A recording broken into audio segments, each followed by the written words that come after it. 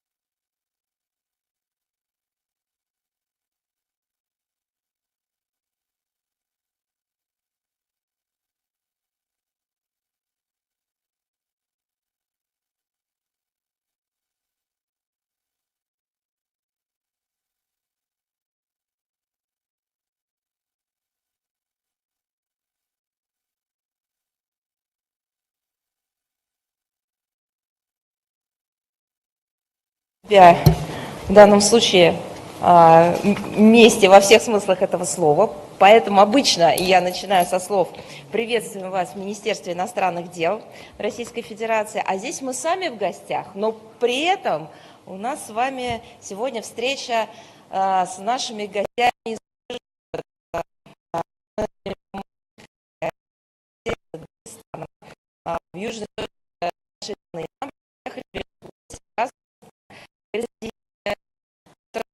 В России и в рамках пресс-тура по приглашению руководства и всей в этом гостеприимнейшем крае, поэтому даже не знаю. With welcoming words, welcome to the Foreign Ministry of the Russian Federation. But we are now visiting you, and we are meeting our guests from other countries. We are now in the city of Makhachkala, the heart of Dagestan, in the southern point of our country. We have guests from different countries, journalists that have accreditation in Russia, and it's part of their press tour at the invitation of the leadership of Dagestan. It's a very hospitable land. So I'm now referring to Dagestan as authorities. Can I welcome everyone? Yes, okay, thank you. So if I am authorized to do so, let me welcome everyone to the Republic of Dagestan, foreign journalists. But now, let me repeat this: we have also been invited by the Dagestani side. This is a very unique place. We are now talking a lot about the dialogue of civilizations, about multiculturalism, as it has been referred to at international organizations. We are also talking about the preservation of traditions. We're talking about the state of the civilization at present. To my mind, Dagestan is exactly the place where, for centuries, many nationalities have coexisted, have been put to test, failures and successes, and this is a diversity of peoples. There is a great number of them. Yesterday I talked to this fantastic people uniting different ethnicities, ethnic groups and faiths. we came to a conclusion that this crossroads of culture is not something you would say referring to Dagestan. Crossroad is something you use to cross a country, but the cultures of this land harmoniously coexist here, and they demonstrate an amazing synergy of these cultures. Therefore, I invite everyone to visit the Republic. There are a lot of sites to visit, a lot of attractions. There's a lot of things to learn about, to relax. It's a fantastic place, so thank you very much one more time for this opportunity. History, culture, and especially the hospitality of the residents of Makhachkala make this city a symbol of unity of multinational Dagestan. By the way, it's one of the brightest facets of the Caucasus. Everyone who is interested in the Caucasus should visit the Republic because it's one of its main attractions. The past harmoniously coexists with the future, and it represents the historic memory that is being preserved carefully by everyone. You can see it everywhere, in every rock, in architecture, in Dagestan's nature. Therefore, I think there are foreign friends or foreign journalists being on the tour from May 26th to 29th. Will have a lot to see. That's industrial, potential, social, economic, cultural, historic parts of the Republic, and they can get first-hand replies to their questions about the Republic. We welcome the journalists from Azerbaijan, Belarus, Venezuela, Cuba, Hungary, UAE, Turkey, Iceland, Kazakhstan, Pakistan, and colleagues from regional media outlets. And traditionally, we are going to have representatives of the journalistic corps from different countries. I'd like to start with international and interregional relations. Let's talk about the statistics of Dagestan. It's one of the most unique, authentic regions of our country. It's a very promising and dynamically developing subject of the Russian Federation, where in peace and harmony, more than 30 indigenous nationalities and over 60 ethnic groups coexist with their own languages and dialects, and every people has preserved their traditions. And you can see that the Republic has been actively establishing external ties and has been successfully rechanneling their relations and is searching for new opportunities with friendly states. It's the southernmost region of Russia, and it has a very advantageous strategic location, has direct access to international shipping routes. Dagestan is a very important link in transportation and logistics infrastructure of the North-South International Transport Corridor. Currently, Dagestan is maintaining ties with over 62 states. Its priority is cooperation with CIS, EAEU countries, as well as with South and Southeast Asia. Actively developed are economic sectors like agriculture, food and processing industry, machine building. There are 7 industrial parks. Total foreign trade turnover of the Republic of Dagestan in 2024 amounted to $314.28 million. The main exports are going to Iran, more than 22%, Afghanistan, more than 6%, Iraq. The main imports are from Iran, China, and Belarus. Of course, we support the focus of the leadership of the region and its business circles on searching new promising economic ties, on expanding cultural and humanitarian relations with foreign partners. And indeed, the representative office of the Russian Ministry of Foreign Affairs in Makhachkala is providing practical assistance to the administration of Dagestan. The whole ministry, in fact. I cannot help but mention the statistics of the cultural diversity of Dagestan, their folklore, the crafts have been very popular so far. Yesterday in Durban, we saw the reconstruction of the Azerbaijani theater. It is about to open very soon. About 11 club institutions, 97 municipal schools of supplementary artistic education. Historically, different crafts have been widely popular here. Artistic processing of metal, the famous Kubachi artisans that we saw yesterday at a museum in Durban. Stone carving is another example. The Dagestani stone is widely known in Russia. Wood carving, pottery production, and famous Dagestani carpets that have recently became known all over the world. In the Middle Ages, in Dagestan, large centers of articles of artistic craft production have been established.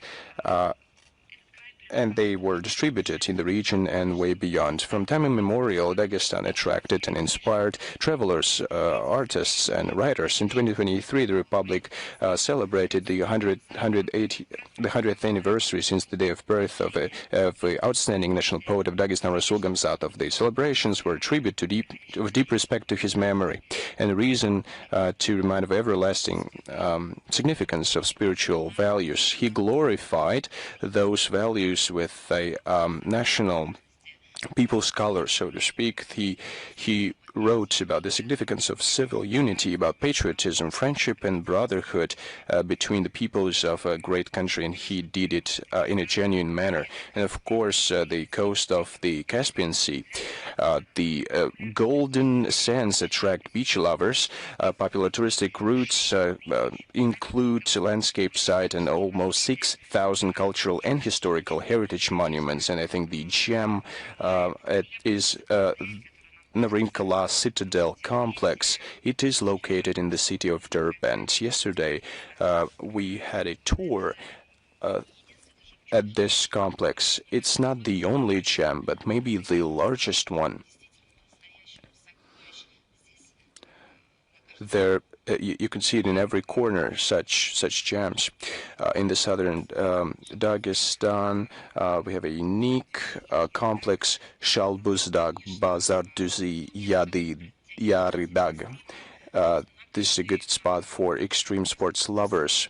So you can find a place for every hobby, for every interest.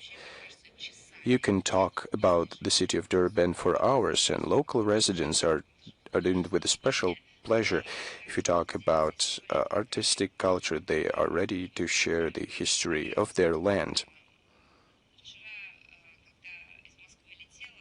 Yesterday, when I was flying from Moscow to Dagestan, I was sitting next to a group of, I wouldn't say tourists, but it turned out that they were heading to Dagestan to relax, and they said they would do it regularly, and they visited a lot of spaces, and they were talking at length about Dagestan, that they were discovering it over and over again.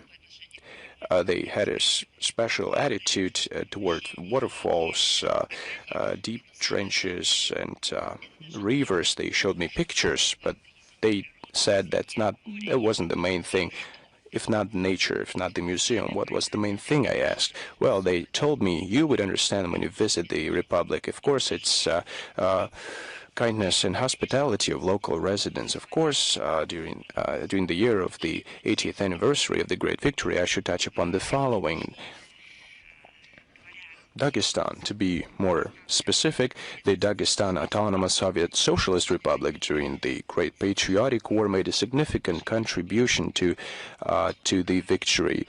The Republic and its people participated in the war, both at the front and in the rear. Here, the 44th and 58th Armies were established, the 91st Rifle Division, the Makhachkala, the People's Commissariat for the Makhachkala Rifle Division of the People's Commissariat for Internal Affairs, 714th Anti-Aircraft Artillery Regiment, and many other units. During the Great Patriotic War, almost 126,000 people were drafted to the Army and Navy. Moreover, over 16,000 Dagestanis served in the army and in the navy before the war, who were the first to stave off the strike of German fascist troops. Dagestanis heroically fought in Brest, Leningrad, Moscow, Odessa, Sevastopol, Stalingrad, Novorossiysk, in Belarus, in Ukraine, in the Caucasus Mountains. They participated actively in liberation of the European peoples and of Korean people in China from fascism and Japanese militarism. You can see how it's all now connected with what's going on presently. But back then, we're not talking about the World War. It was an international debt, so to speak, international duty, and is now coming back to us with the help that we provided to the whole world. There are some people who are ungrateful, but there are others who shoulder in shoulder are fighting against Nazism. Dagestani factories and plants, a whole range of products was manufactured. Shells, torpedoes, mortars, canned meat and vegetables, and many other goods. Dagestan was in the rear. Despite that, the whole life revolved around the life of the front, including healthcare institutions.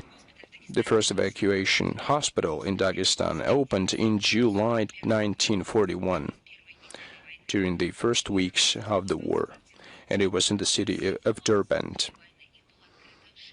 There were 60 evacuation hospitals open during the war in total. Dozens of Dagestanis excelled fighting as part of guerrilla forces in the Soviet territory occupied by fascists, and they participated in the resistance movement against Hitlerites in European countries.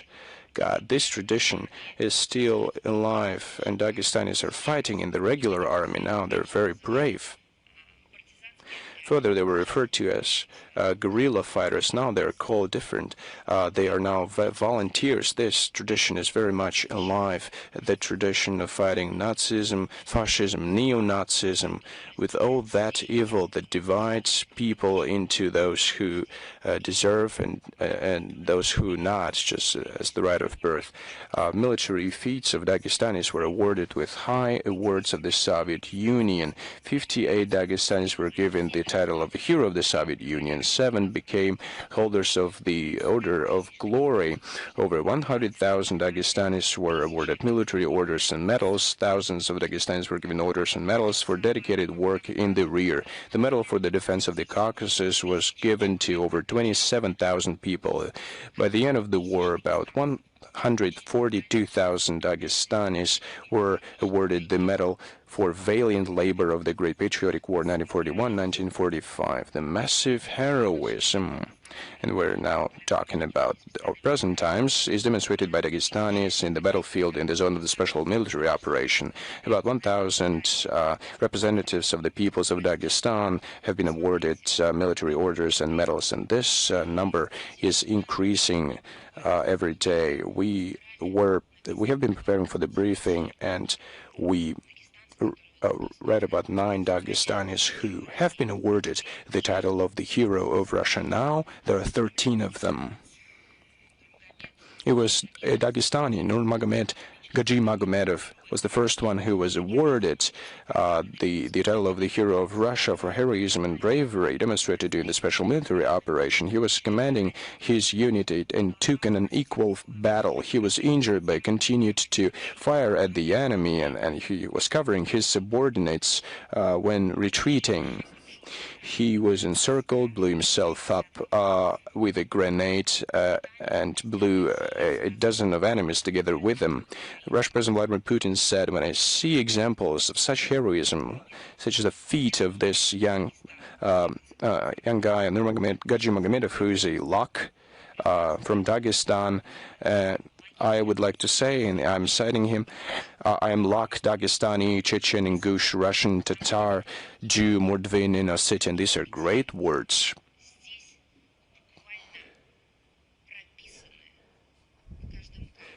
And you can see these words inscripted, embedded in each rock, in each tree, in each monument of architecture. You can see this synergy of nationalities and ethnic groups. You can see the synergy of religions in the best, most appropriate way. Let's go to the international agenda. We should complete all the tasks that weren't completed in the past, and the guys at the forefront, in the vanguard, are doing this now. Now let's talk about the schedule of Foreign Minister Sergei Lavrov. Last time we talked about the events that are taking place today. I'm going to repeat it. Everything is published on the website, official website, in social networks account.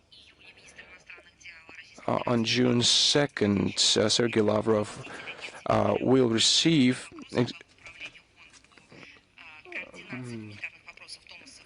Thomas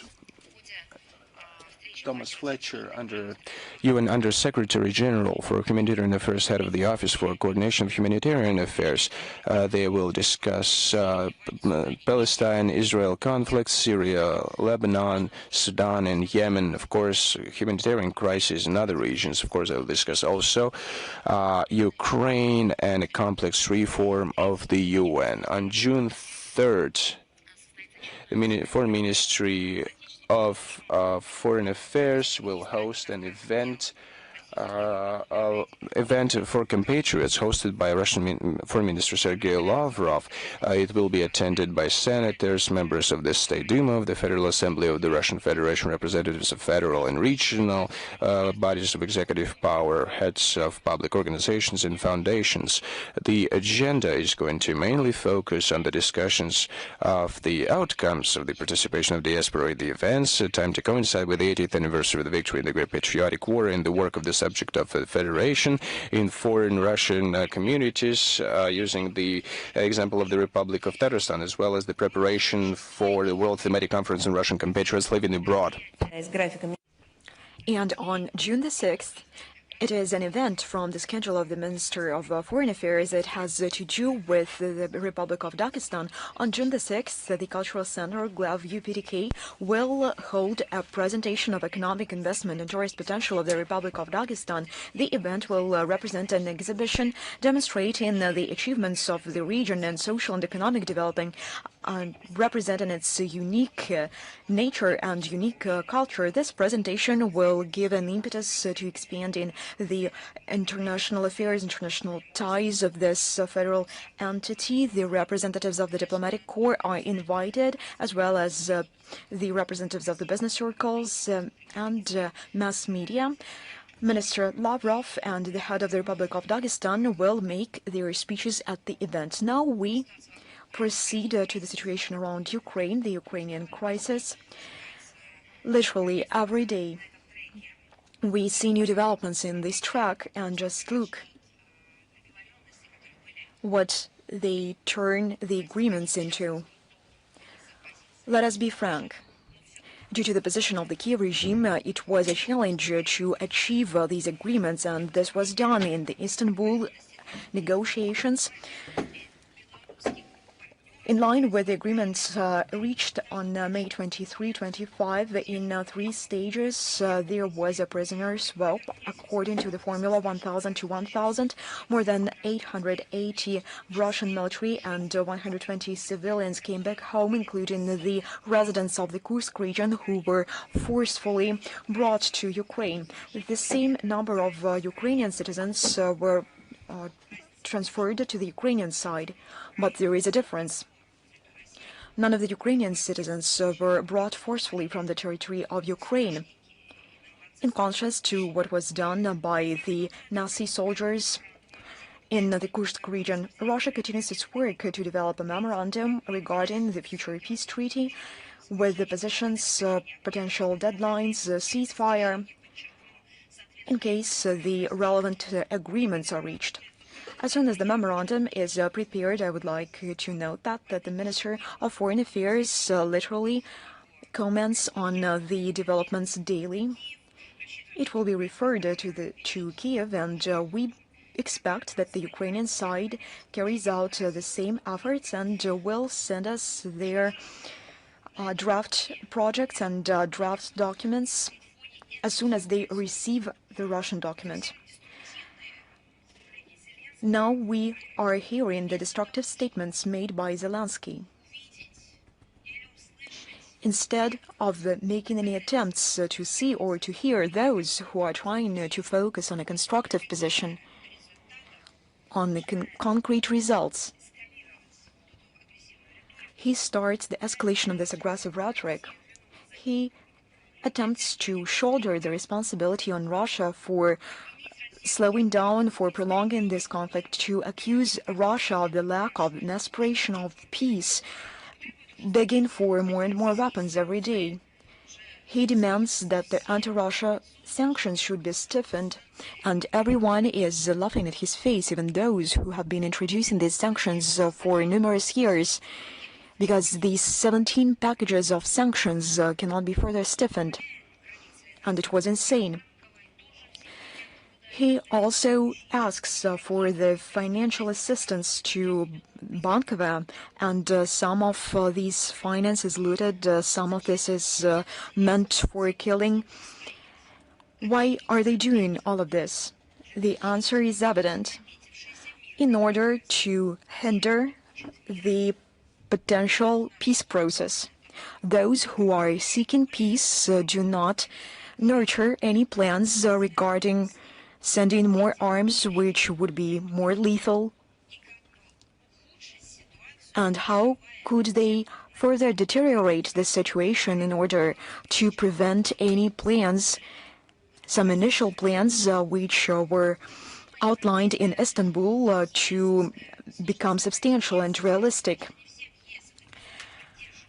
Not the whole European Union supports this insanity, but we cannot say that it is also the European. You can no longer usurpate the name of the continent. It does not only belong to the West, it also belongs to us, this European continent. But this party of the war does not leave any attempts to further to make the situation worse. As far as you know, they have adopted the 17th package of anti-Russia sanctions against themselves. They also agreed to further provide active support to Ukraine. How do you support them? Those who loot all this finance, all these materials and resources onto the Kiev regime, if you speak about the people, you'd better ask them why on May the 21st, during the joint press conference together with the NATO Secretary General Mark Rutte, Prime Minister of the Netherlands, Dagestan, said that the countries of the alliance will further support the Kiev regime and invest in its defense, regardless of the result of the Russian-Ukrainian negotiations. This is a ridiculous thing to say. From one side, the European Union, the NATO, you say that at this stage you have to provide them the seat at the negotiation table. Now you start accusing Russia that it doesn't take the proper approach to peace agreement, to peace negotiations. And at the same time, you say that they are not going to take into consideration the outcomes of the negotiations between Russia and Ukraine, and this is insane indeed. Or this is a cold-blooded ideology of those who support nothing but undermining the remnants of peace to benefit the war. And The Hague on June 24-25 will hold the summit of NATO. In the recent days, the Kiev regime has actively ramped up terrorist attacks against civilians and civilian infrastructure. They feel this impunity. They perpetrate attacks against civilian infrastructure. As far as you know, on May the 23rd, the Ministry of Foreign Affairs made a statement in this regard, and we provided only some facts of the outrageous deeds committed by the Ukrainian armed forces in the Belgrade region on May the 20th as a result of a drone attack against an agricultural facility in the village of Tsarkovny. 2 women were severely wounded. 2 more women and a 7-year-old girl were injured as a result of a drone attack against a residential building in the village of Shahed on May the 24th as a result of a Ukrainian drones attack in the settlement of Zazuli. 2 Amercom personnel staff members were injured. They came to extinguish the fire caused by the burning of dry grass. 15 civilians suffered from May the 20th to May the 25th as a result of shellings and drone attacks. And you know that many officials, many authorities, they made a meme out of this, trying to explain how you should sympathize with the sufferings of an individual.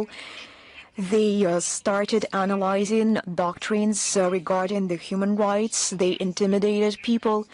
And why now they see no civilians? Why are they unwilling to look at the faces of those civilians in the Kursk region as a result of drone attacks and artillery shellings? A 50-year-old civilian died and 4 were injured. Bandera soldiers perpetrated an assassination attempt against the head of the Belkovsky district, Nikolai Volobuev. He managed to leave the car, which became the target for the drone attack. In March, he was already shell-shocked as a result of a drone attack against the car when he was distributing and he was delivering bread for the residents. 64 residential buildings were damaged, as well as 28 apartments. The city of Rilsk also came under attack. The building of the child's sports school, 2 apartments, and 2 administrative facility sites were damaged. And I can see that in some time for the American and British tabloids, this will become a revelation. They will provide some sensation materials, some digits and numbers, and we provide this information on a daily basis. They are accessible to everyone, and behind all these attacks there are the names, the dates of births, and the dates of death of real people, the places where they were treated in hospitals, but they are no longer interested in this. Remember what was the case with Bucha? There are no names, no last names, no dates of birth, no places of death, but the name became a meme for Western journalists. It is as if they started a hunt against civilians. On May the 22nd, as a result of drone attacks against the settlements and villages close to the border, a civilian died and 2 people were injured. On May the 23rd, 2 people died and 1 was injured. When I spoke about damaging residential buildings and the children's sports school, 5 people were injured and became the victims of these attacks.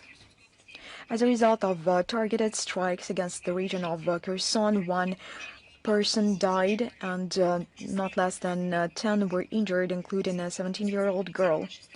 According to the investigative committee of the Russian Federation, during the special military operation, more than 43 Russian regions became the target of Ukrainian armed forces attacks. They understand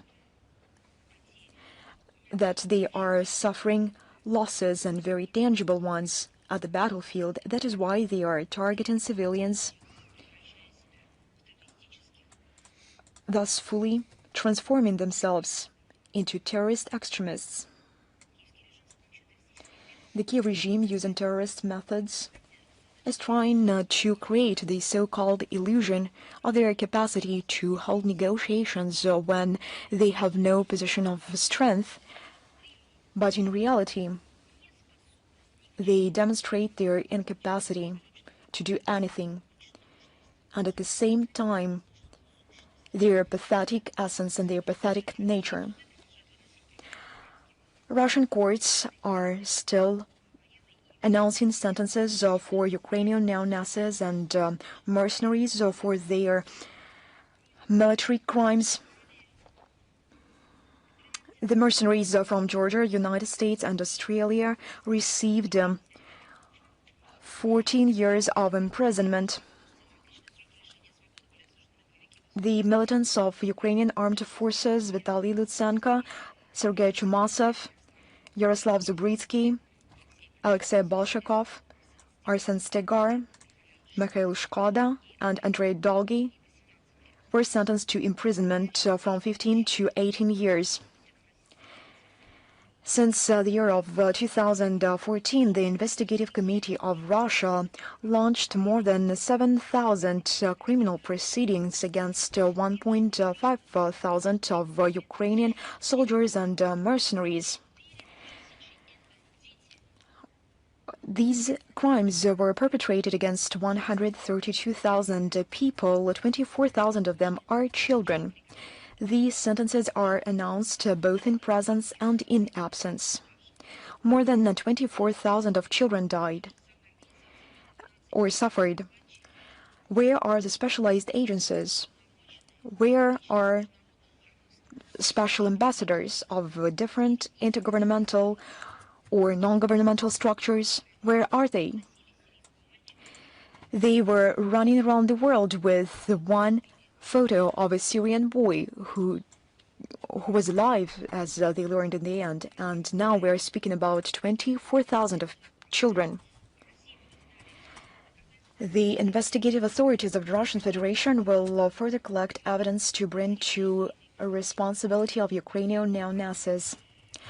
On May the 22nd, the Minister of so-called Finance of Ukraine, Sergei Marchenko, offered the European Union to fund the Ukrainian armed forces with the simultaneous integration into the defense system of the European Union. From the point of view of the Kiev regime, it will cost nothing.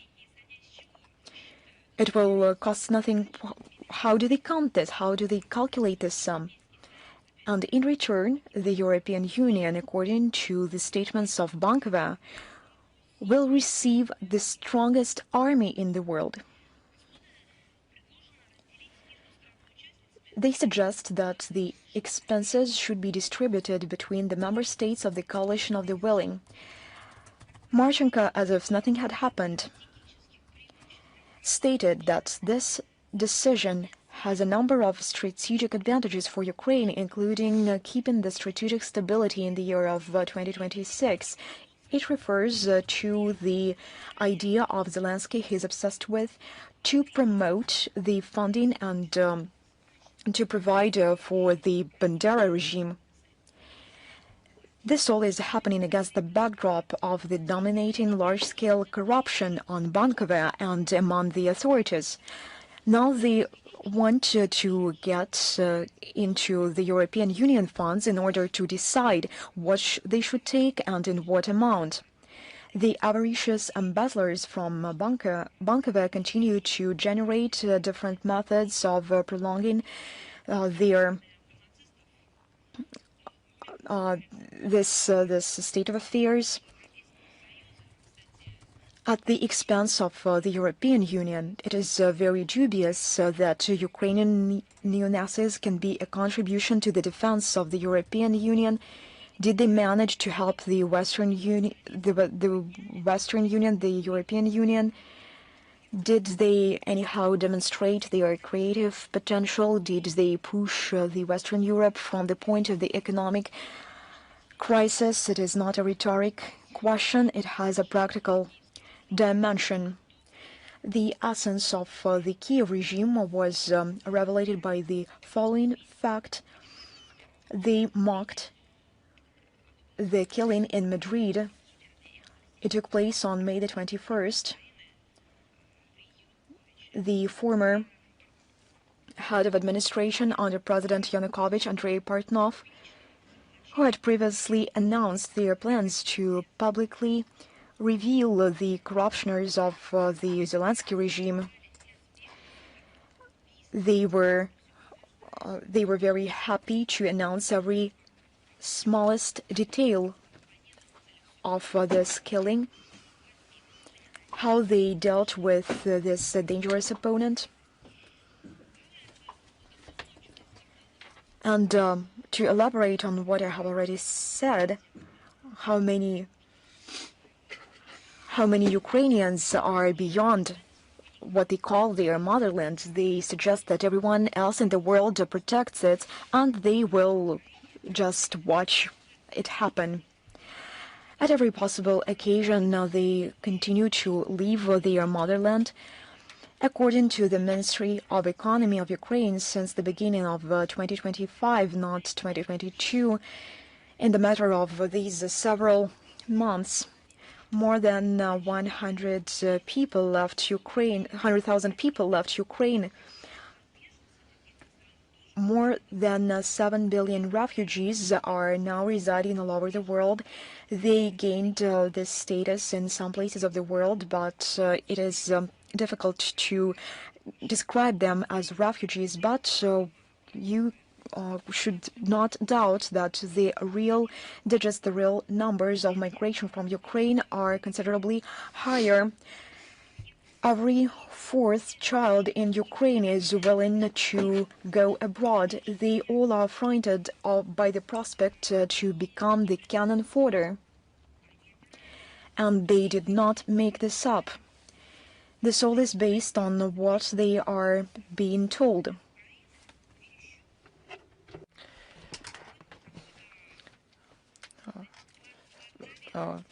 Irina Vereshchuk said openly.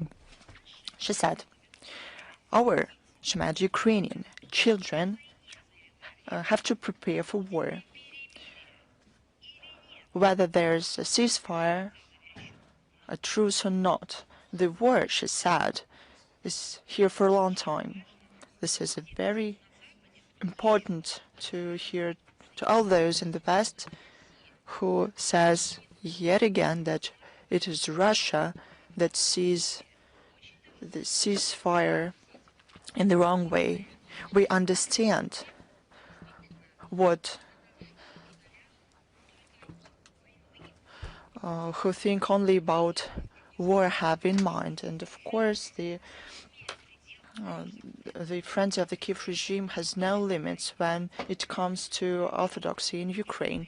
On May 20th, it sounds terrible, but I cited the transition period established by the law to defend the constitution in the religious organization expired. And officially, among people, it is known as the law banning the Ukrainian Orthodox Church. According to it, the Zelensky regime is going to launch their procedure to inspect religious organizations to find their affiliations with the Russian Orthodox Church. But what is this? They will check documents and finance documents. Their aim is clear. They want to remove the canonic church and to take all its property to the so-called Orthodox Church of Ukraine. They decided to start from the top, from the Kiev Metropolia of the Ukrainian Orthodox Church. The inspection was launched on May 20th. The head of the State Service of Ukraine on Ethnic Policy and Freedom of Conscience. Can you imagine that? Zelensky made it clear that if within a month the Kiev Metropolia does not sabotage with the Russian Orthodox Church, it will be removed under the court decision. What's next? Do they want them to refuse Jesus Christ? They want to destroy the true values tested by thousands of years that are part of the worlds of civilization and to establish their own values. 80 years, something like this, there was an attempt to do the same thing, but it was futile. Now, some 8,000 parishes of the Ukrainian Orthodox Church on the territory under the control of Ukraine are threatened to be closed down. They are going to close down 8,000, I'll tell you one more time, parishes. They want, I quote, clearer, they want the representatives of these parishes to make clear official statements that severing ties with the Russian world is irreversible. That's how the neo-Nazi regime implement their policy to destroy the canonic church in Ukraine. And they do it under the motto of freedom of religion. And their hatred towards everything to do with Russia, with true orthodoxy, Ukrainian officials are becoming schizophrenic. All of these facts I mentioned can be checked. The director of the National Reserve, it is even difficult to imagine or to pronounce reserve. The Kiev Laura, now it's called like this. The head of this reserve, Ostapenko, enthusiastically started to look for the agents of the Kremlin among the paintings of the monastery, and he publicly called them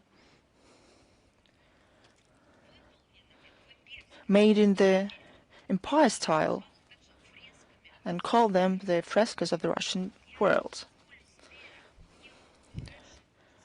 I'm not going to cite those crazy words that he said about the saint people. They were saint for many centuries. It is sacrilegious even to say out loud. We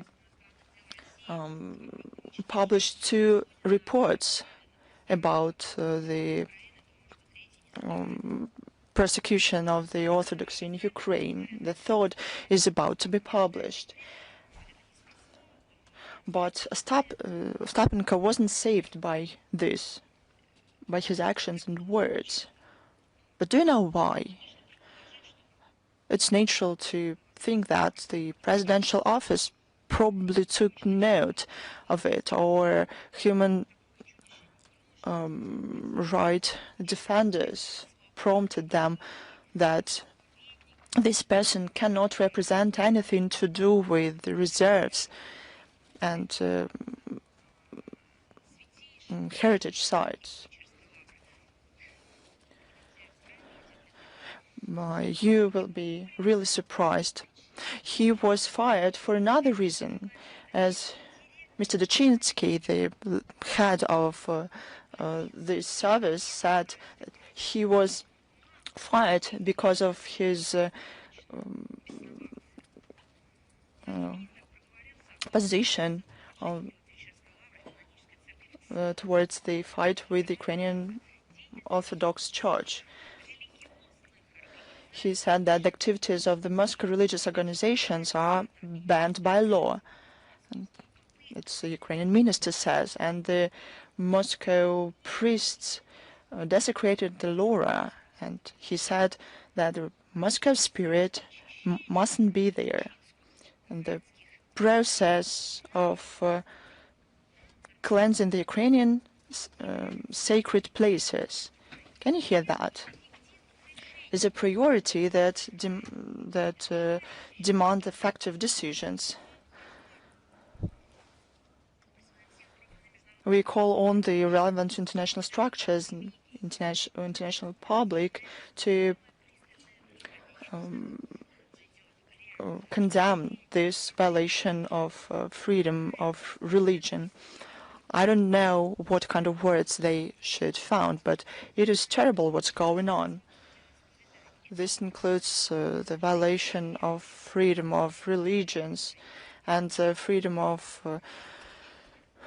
people of faith and priests.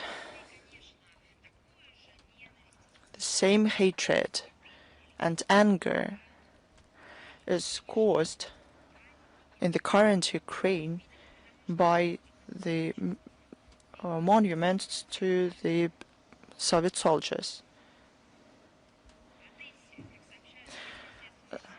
In Odessa, according to the local media, national radicals came from other regions of Ukraine, took down the memorial plate in honor of children from special artillery school who fought Nazis.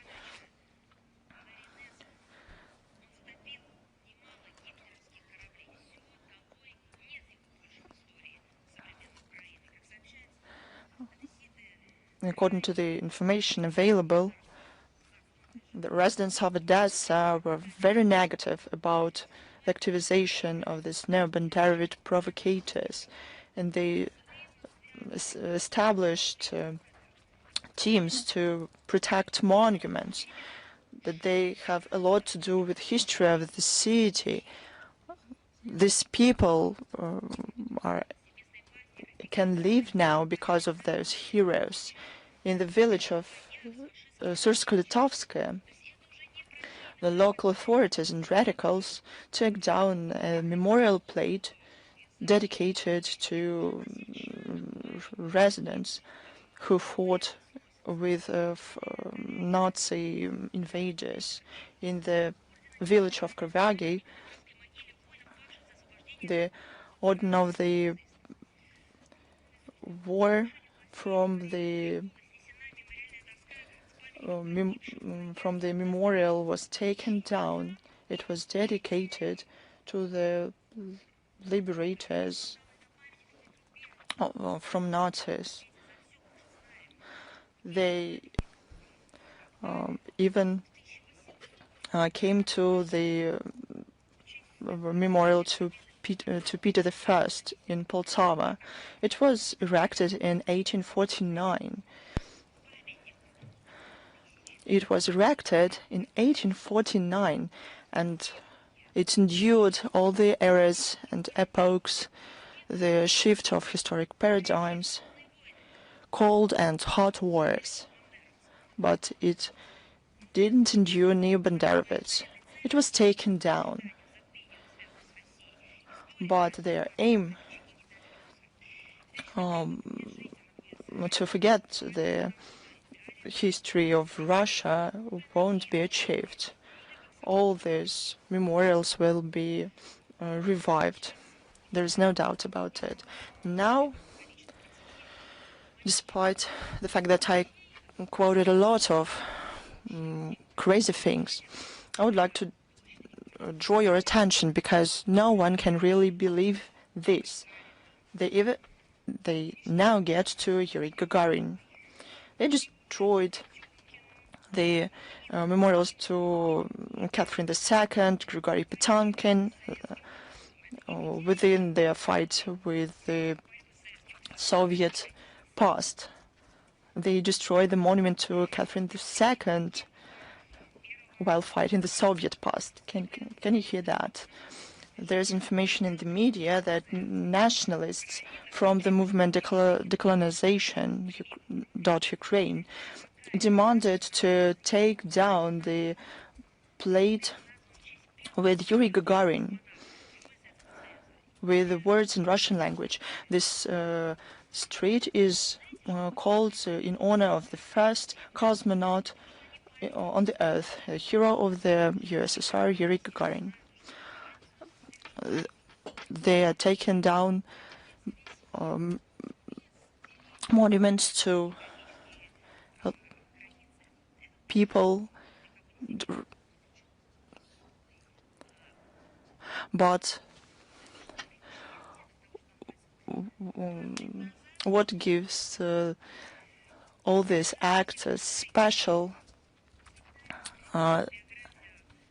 sense of craziness? They wanted to rewrite the biography of an outstanding Soviet designer, Sergei Krylov. Do you remember that? How can these things happen in one head at the same time? They want to declare this person to be included in the Ukrainian history, and after that they want Yuri Gagarin to be removed completely, despite the clear tie between these two people. But it's a disease. These facts confirm the relevance of the special military operation to denazify and demilitarize Ukraine and to remove threats coming from its territory. All of these aims will be achieved, as our authorities said many times. Let's move on to the next topic, though quite close to this one. I'm sorry.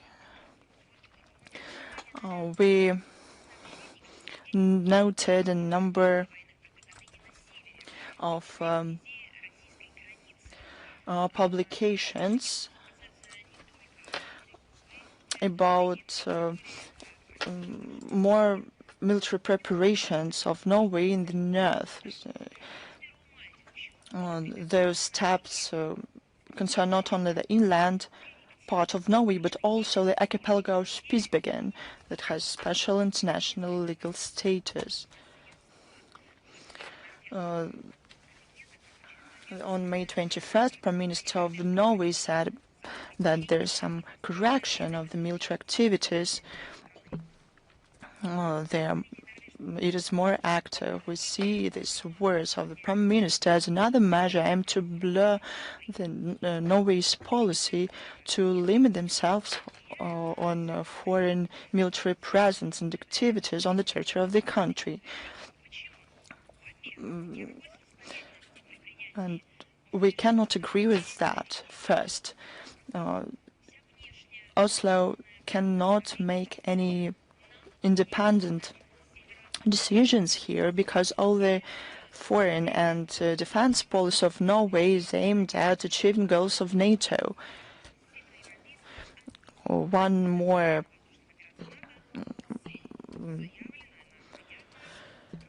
example of this is the establishment in the city of Bodø, NATO, a united center of NATO air operations.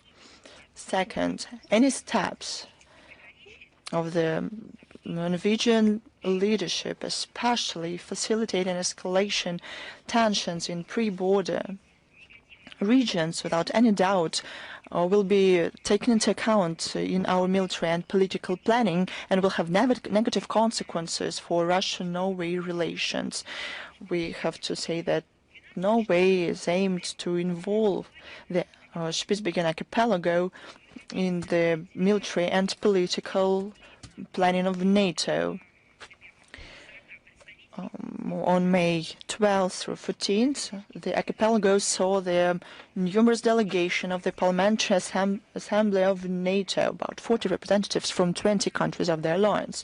On May 20th, the Norway reconnaissance plane Boeing P-8A Poseidon drilled approaching the airport of Longyearbyen, that is of purely civilian status. Under the Spitsbergen Treaty of 1920, Norway is committed not to create and to prevent the infrastructure that can be used for military purposes.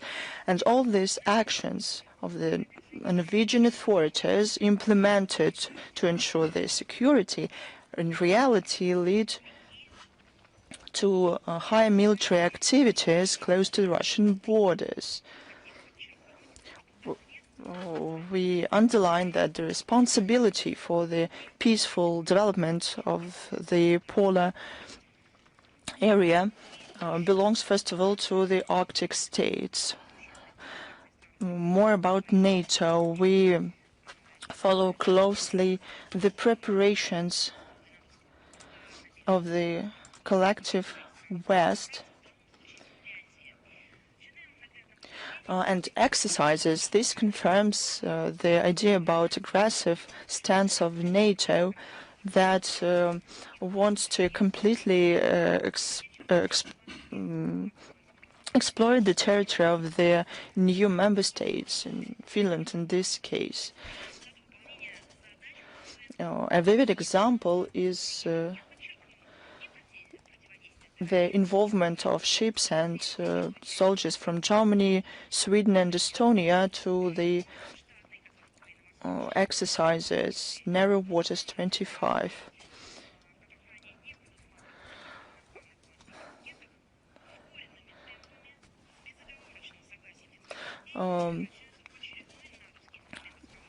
Now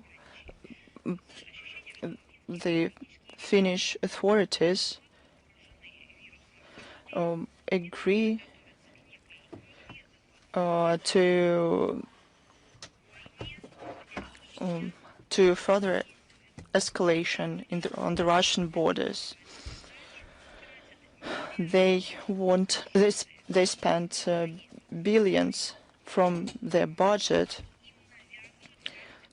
to the imposed narratives from the outside. They have internal issues, first of all, in social and economic sphere, but the authorities ignore this completely. There's an impression that they're pushed to some kind of precipice and they don't even understand where they're moving. It's up to the people of Finland to decide, but we understand how the information space there is blocked. And a lot of people don't really understand what's going on and what is happening.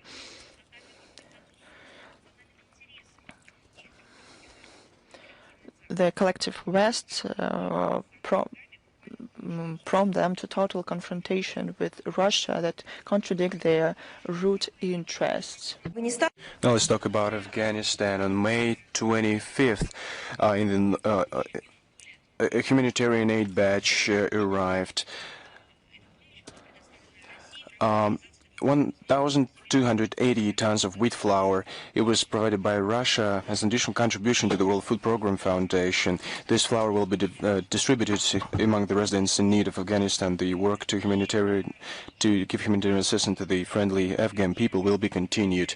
We have also noted two new statistics on criminals committed by Westerners in Afghanistan.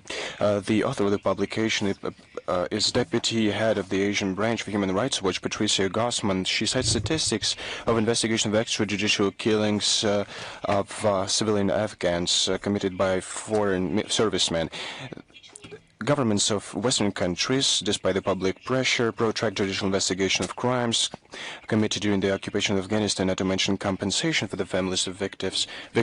In particular, out of 19 Australian servicemen implicated in the case of killings, including the ones of civilian residents, only one was prosecuted. As far as Great Britain goes, information was distributed there in Britain. Well, there was no investigation of such cases there. On our part, we welcome all calls of human rights defenders who require a proper retaliation for crimes committed by Western servicemen during the occupation of Afghanistan and prosecute all those responsible. They have created quasi-structures, international criminal courts, and they create agenda for these quasi-structures, and they tell stories. Here are the facts. You can see the victims, their families, and we have evidence that we know those who killed Afghans. We have statistics, dates, everything has been supported by relevant documents, but no one is interested in looking at them. Why? Well, to a larger extent, because they are are guided by segregation logic. There are some people who deserve to be protected by human rights, and those who shouldn't even know that they have rights. And secondly, any reason, be it international, legal reason, domestically or internationally, is used not to achieve justice, not to seek truth, not to implement the legislation in practice, but only to make it follow the line of geopolitical aspirations. Now, South Sudan, we saw escalation of tensions. It causes deep concern. We see clashes that lead to casualties, including among civilians. The situation is exacerbated by this ethnic component. We believe that the solution by force is not possible. A new round of escalation of armed confrontation in South Sudan is a challenge for the whole sub-region. It is full to the brim with negative factors. These are domestic conflicts in Sudan and Somalia, in the east of the Democratic Republic of the Congo, instability in the African Great Lakes and in the Horn of Africa, geographical proximity to the Sahel region with a whole number of problems. Thus, prerequisites are created for wide destabilization in the conditions of transparency of the borders. It contributes to a transfer of operatives and illicit arms trade and other criminal activities. It's very important to look at the efforts of African community to peacefully end block military and political crisis in South Sudan. We hope that the South Sudanese sides will use support African partners' help and will show political wisdom and will help to curb the further escalation of the armed conflict and return to updated agreement and peaceful settlements of conflict of the Republic of South Sudan of September 12, 2018. Now let's go back to the celebration of the great victory in the Great Patriotic War. Now let's see what happened on May 9th with our foreign partners and allies. Like-minded countries celebrated the 80th anniversary of the great victory. Well, let's see how our foreign allies in the anti-Hitler coalition celebrated this event. Well, you saw this. For example, for Global Affairs Canada was not really happy to celebrate this event and propose its own version of the Victory Day. Well, excuse me, how is that possible? How can they have their own version of the Victory Day? Well, they celebrated the Victory Day. They had proper legislation. We receive foreign guests who, in line with the historical truth, reaffirm their approaches towards what is a objective truth. What kind of a no version of the victory can they have? They deliberately distort the memory of the victory of the war. It demonstrates their deep ignorance and their evil intentions. They discredit the Canadian side, first and foremost, who is guided by momentous notions, and they're following their Russophobic line against themselves. So, of course, it especially outrageous because official Ottawa is allowing itself slanderous allegations. At the same time, at the National Parliament, they give a standing ovation to the Nazi collaborationist of the 14th Waffen Grenadier Division of the SS 1st Galician, Yaroslav Gunko. Annually, Canada votes against the resolution of the General Assembly on the combating the glorification of Nazism.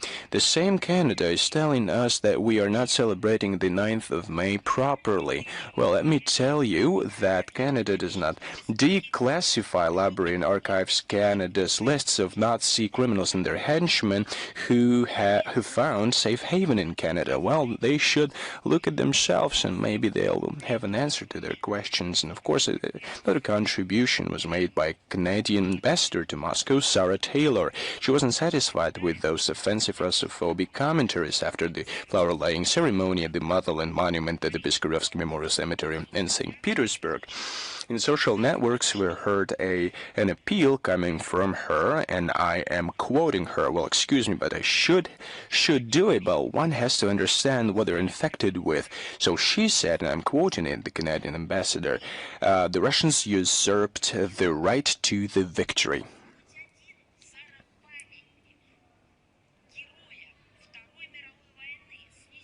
Well, have you rescued a single monument dedicated to the heroes of the Second World War? Have you posted anything on the social media to condemn barbaric destructions of the tombstones dedicated to the soldiers who fought against Nazism on the European continent? Have you done or said anything? When monuments were destroyed, memorials, burial sites, including in Ukraine, which you are a patron of, well, not a single time. That's why you have no right to utter such things. We are preserving the historical truth. And we are doing it for those who are guided by common sense for future generations on different continents, who will recover from that infections, from this historical amnesia, and they will want to learn what the truth is. The Canadian side should stop rewriting the history of the Second World War, should abstain from provocative rhetoric and focus on the objective evaluation of the past. The Day of Victory is not a subject for political speculations. It's a symbol of unity, decisiveness against any manifestation of Nazism, fascism, and other hatred towards human beings, and this memory about the heroism and self-sacrifice of the Soviet people against Hitlerism is sacred, and any attempts to vilify it will be decisively curbed. I told you that we will give you examples to compare our celebrations of May 9th or May 8th, is what they celebrate in Europe, the Day of Liberation from Fascism. Well, we'll compare those adequate manifestations of celebrations to anti-festivities of the victory over Nazism. Estonia, May 11th, Tallinn, 2025, the epicenter of the 80th anniversary of the victory. Our compatriots brought flowers to a long-suffering monument to Alosha. Well, they found a white spot and insulting inscription on the sculpture. The Foreign Ministry of Estonia received a note with a request to bring those guilty to justice and take measures.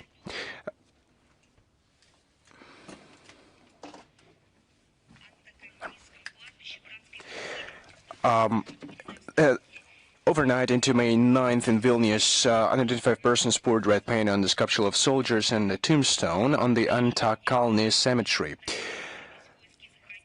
On the eve of the Day of Victory, vandals desecrated the mass grave in the city of Uten. A part of the date, 1941, was covered with black paint, and they wrote 39 close to this inscription, a place of death of hero of the Soviet Union, Lieutenant Yefim Belinsky, close to the city of Klaipeda, is another example. The concrete tomb was smeared with mud. They desecrated the hero. They desecrated themselves by doing that. Germany, one of the most cynical incidents happened in Bavaria. Compatriots residing in Munich reported that from the wreaths that were laid on May 6th to the monument on the foreign execution site of SS in Hebertshausen, close to the Howe Memorial site, that were laid by Ambassador of Russia and Consul Generals of Russia and Belarus, ribbons were ripped off and removed. What did you do with those ribbons? Where did you put them? It turned out that personally director of the Memorial Complex, Gabriele Hammerman, is behind all of this. She introduced a ban on using national symbols of Russia and Belarus and gave an order to rip off the ribbons. That was the way when Jews were marked with yellow stars in Germany. Then, in the following decades, they were treated through a special program, but not everybody was recovered.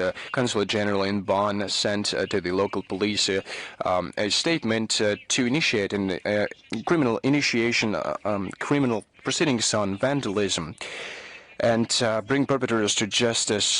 This is lawlessness aimed at denial and rewriting history.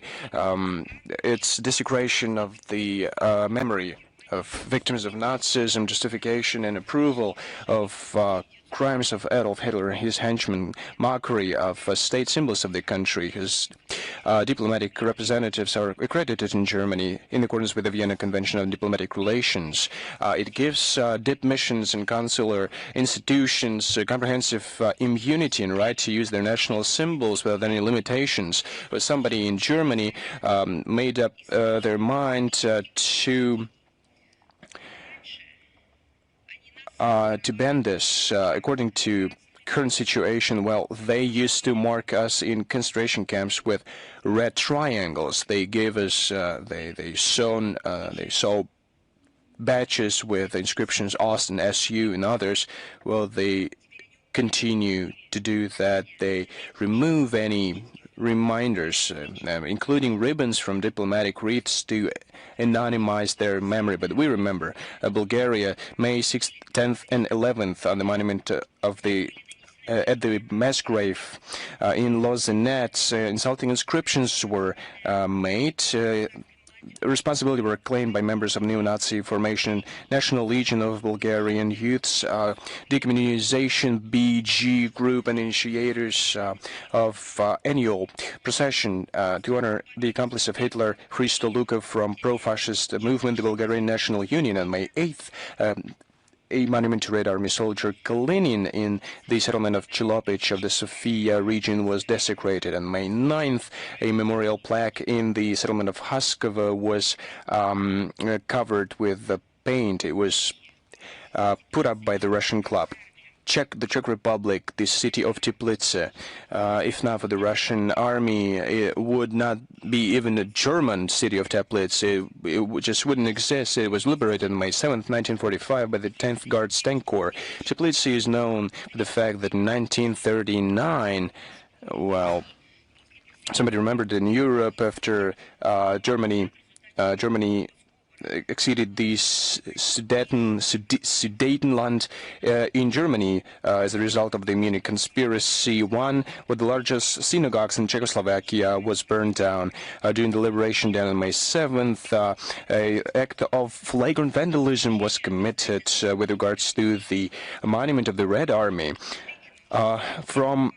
From the pedestal, the sculpture was knocked off and destroyed, dedicated to Soviet hero. The investigative committee of Russia, Alexander Bastrykin, initiated the criminal case on desecration of the memorial. We hope that they will be punished. Copenhagen, Denmark, on May 9th, on the Bispebjerg cemetery.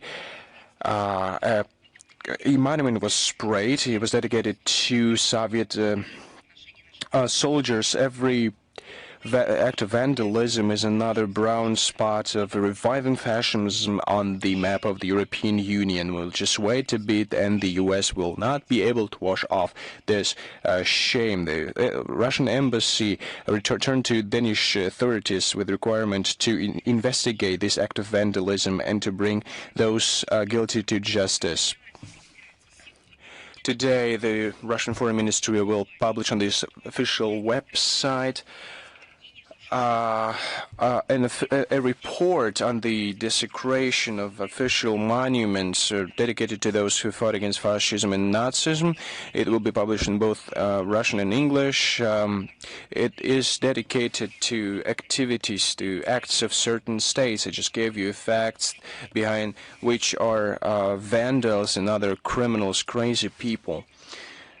This report will give an assessment to the acts of states themselves. First and foremost, the Baltic states, Poland, Ukraine, who under the pretext of the special military operation conducted by Russia to intensify, demilitarize Ukraine and protect the population of Donbass, destroy the Russian Soviet memorial heritage and their own heritage as well, desecration to the fallen. They destroy ideological enemies, and all these manifestations became commonplace in the countries that listed in this report. They cover with the laws of the so-called decommunization. They demolish the memorials dedicated to Soviet soldiers. Their governments are now trying to consolidate the anti-Russian front at the same time. Why this has nothing to do with the decommunization? It is different. They are reviving the neo-Nazis because simultaneously with the demolition of the monuments to the heroes of the Second World War, they erect monuments to Nazi criminals. They enshrine it on the legislative level that they protect them, and the actions of activists against monuments to the Nazis are persecuted, and they are clearing up the historical memory. In terms of the content, this document is based on the provisions of the theme-related resolution of the UN General Assembly, the fight against the glorification of the Nazism. The resolution underlines that the General Assembly is deeply concerned with the numerous attempts to desecrate and to demolish the monuments, to transfer and to exhumate the remnants of the soldiers. The UN General Assembly, as well as the resolution, decisively condemns the incidents which have to do with the glorification and the propaganda of the Nazism. Please apologize me. Covering the monuments with drawings, is it a norm? Russia, as the country which suffered numerous losses in the Second World War and the Great Patriotic War, will never let anyone to forget the lessons of the past. Our country, together with our allies and together with the like-minded states, will continue its targeted activities in order to prevent the distortion of historical truth, including the liberation of the Central and Eastern Europe from Nazism. We are not going to publish only this report. We will also support the activities of the civil society simultaneously with the public structures, they themselves on their own, based on their moral values, perhaps based on their family history, or just the perception that one must fight for the good. They carry out these efforts and these activities. All what they do, the factual materials that they gather and collect, we will support them in this endeavor. The other day, on June the 12th, we will celebrate the 70th anniversary of the space launching facility Baikonur. It was the place where the humanity made a step into the outer step. We congratulate everyone who has to do with this event. It won't be an exaggeration to say that on Earth there is no one who doesn't know what Baikonur is. It was the place where the first artificial satellite was launched, as well as the first piloted flight, which was carried out by the Soviet cosmonaut Yuri Gagarin. Baikonur is the largest space launching facility in the world. Around 100.5 thousand cosmonauts and astronauts from the USSR, Russia, and other states were launched to outer space, as well as space shuttles as Vostok, Voskhod, Soyuz, and others. Orbital stations Salute, Mir, Mir and others were sent in outer space as well.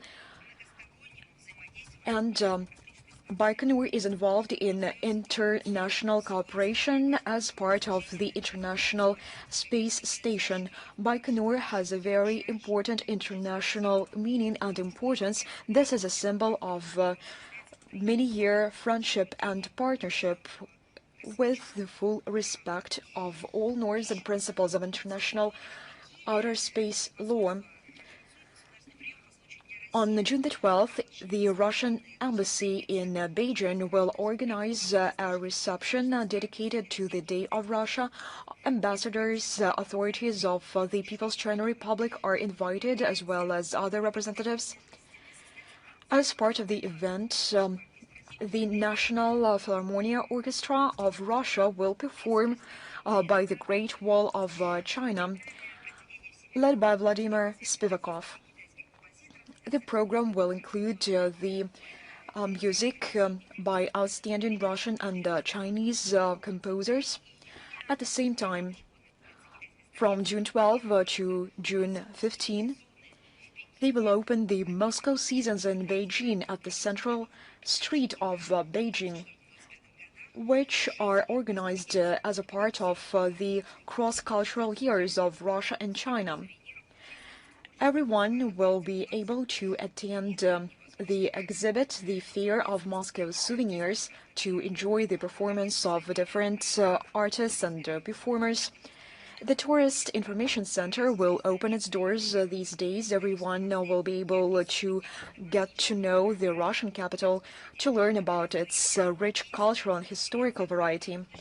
On June the 13th, China will host the conference, The Cities of the Future, Synergy of Strategic Partnership between Moscow and Beijing, where the participants will discuss the sharing of expertise and cooperation. Now I'm ready to answer your questions.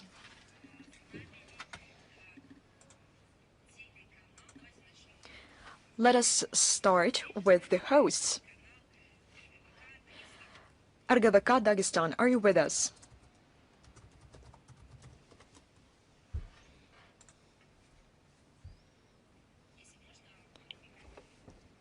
Will you please turn on the microphone?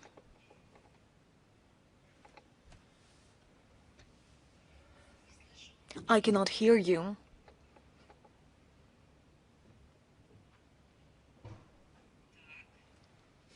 Well, colleagues, please tell me.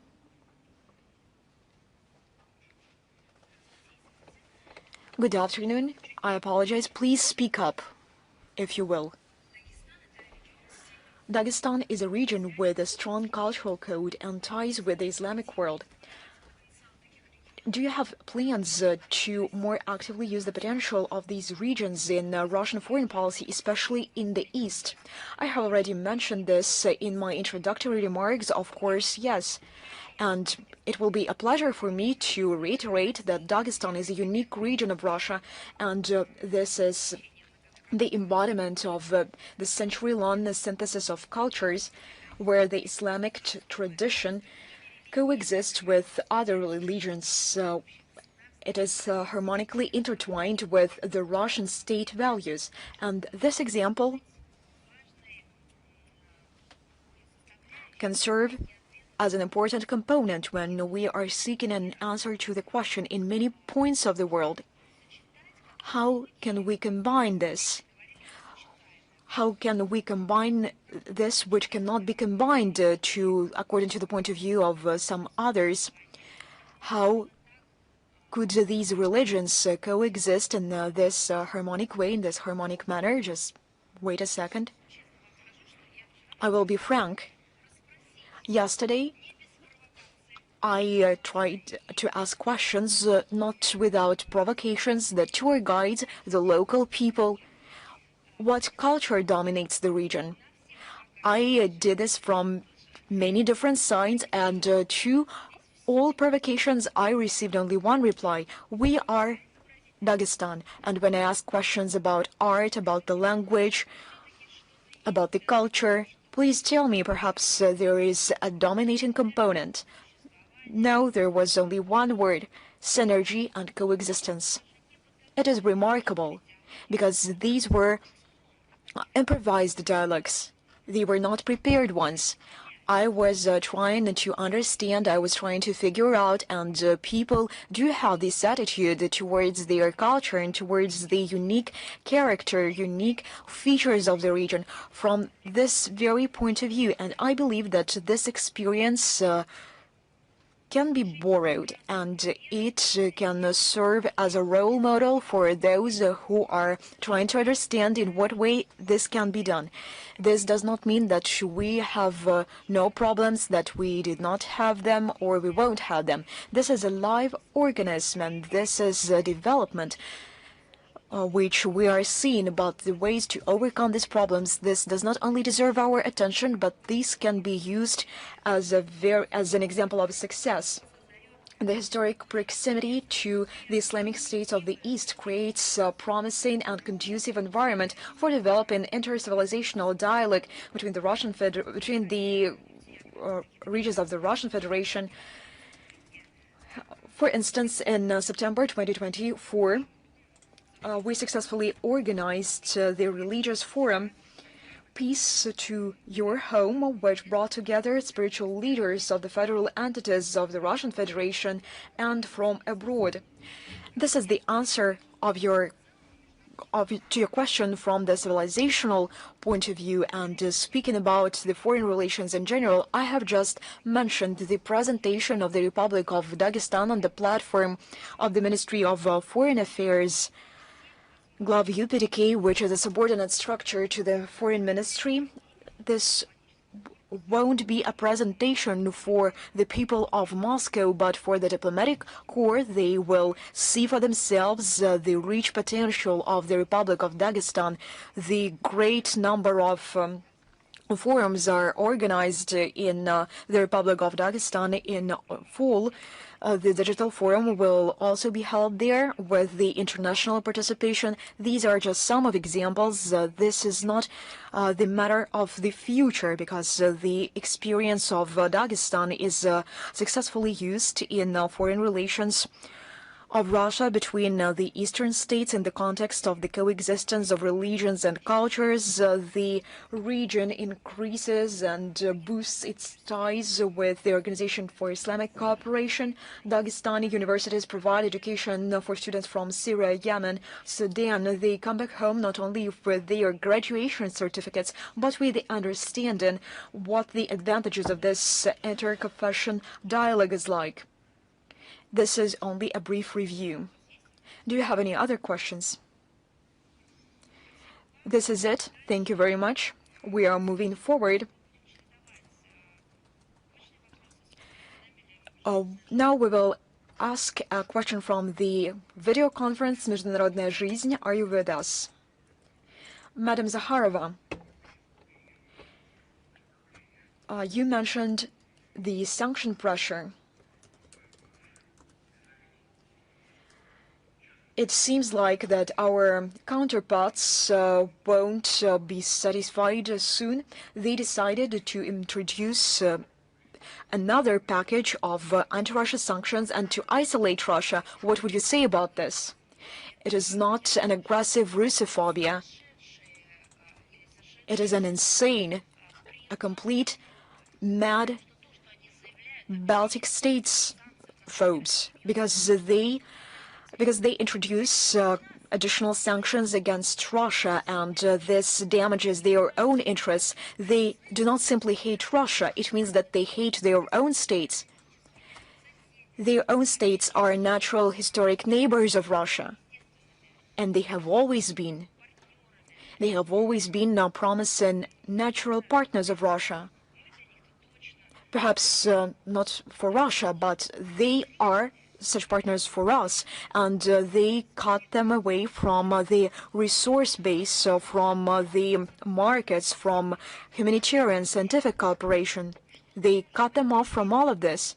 What for? Perhaps they made a scientific discovery, a scientific invention, which was nurtured by this Russophobic ideology.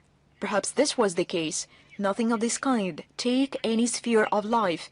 They have the so-called anti-achievements. In my mind, first and foremost, one should understand that this now is beyond Russophobia.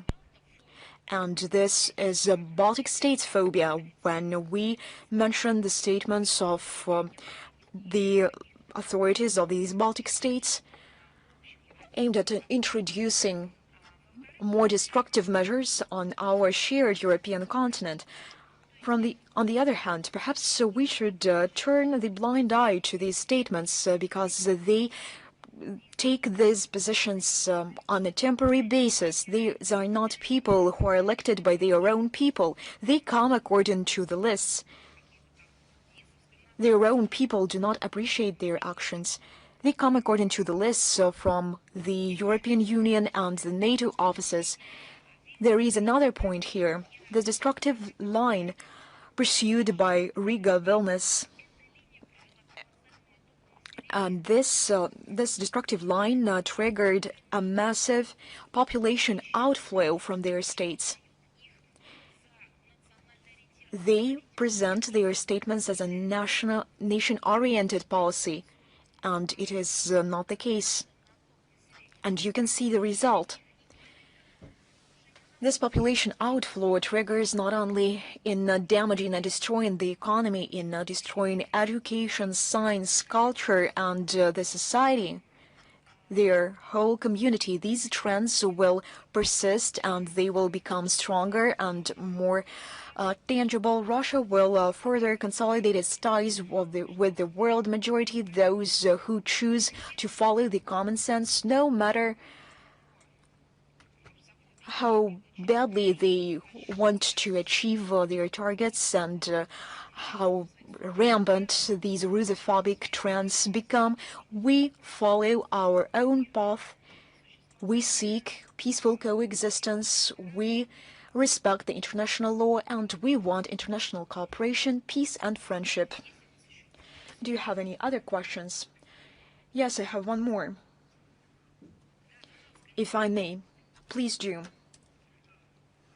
On May the 19th, the Minister of Foreign Affairs of Moldova, Popshai, when speaking about the situation in Ukraine, stated that Russia understands only the language of strength, the language of force, and does not seek peace. What would you say of this? Perhaps Popshai meant his own language. It is difficult for me to comment on this. But I warned everyone that when the Sandu regime starts speaking and opens its mouth, they will receive facts and factual information in response. And these are some guideline books sent from Brussels in order to support this subject on the agenda. Perhaps this is a preparation for the elections. We have we are meeting our guests from other countries. We're now in the city of Makhachkala, the heart of Dagestan, in the southern point of our country. We have guests from different countries, journalists they have accreditation in Russia, and that's part of their press tour at the invitation of the leadership of Dagestan. It's a very hospitable land. Let me give you some examples which testify. So I'm now referring to Dagestan as a thirdist. Can I welcome everyone? Yes, okay, thank you. So if I am authorized to do so, let me welcome everyone to the Republic of Dagestan, foreign journalists. But now, let me repeat this: we have also been invited by the Dagestani side. This is a very unique place. We're now talking a lot about the dialogue of civilizations, about multiculturalism, as it has been referred to at international organizations. We are also talking about the preservation of traditions. We're talking about the state of the civilization at present. To my mind, Dagestan is exactly the place where for centuries of the military sector. Why are they doing this? In order to make nationalities On May the 20th, coexisted, the European Union have been Council put to test, adopted the solution to extend the failures and mandate of the successes. partnership mission of the European Union to Moldova for And 2 this is more a years diversity up to of May peoples. 31st, 2027. There is a in great order number to of them. provide Yesterday I in talked order to to provide the this security of fantastic Moldova, what is people Moldovan security uniting like? different What is the ethnicities, ethnic foundation of groups this? and faiths. It is education, employment, We came to a conclusion of course, that good this neighborly crossroads relations of with culture their is not neighbors. something you would say referring to Of course, we Dagestan. understand that Crossroad they are is neighbors something with the Kiev you regime, used to but cross a this country, is not but the the target and the cultures goal of this of land this assistance, and who is harmoniously going to pay coexist for all of this. here. No one speaks about this, And but they we will. demonstrate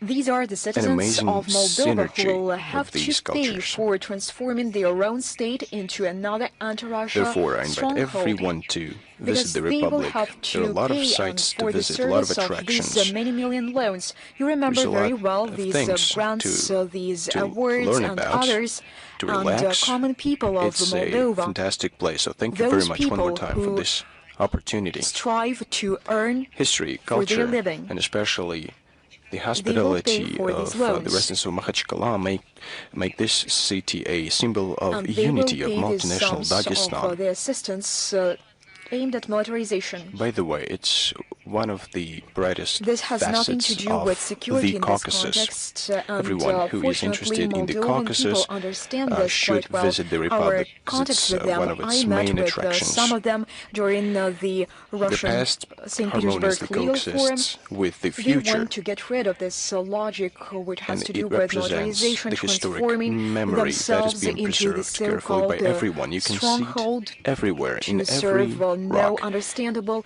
in reason. architecture, And they understand in that their Dagestan's security nature. is possible only through mutual respect and mutually beneficial Therefore, there are cooperation, foreign, including I with think there are Russia. foreign And they friends or understand this foreign from theory, not from journalists theory, being on but the tour from May practice. 26th They to remember the 29th. history, and they separate We'll have a between lot to the true see. and the false.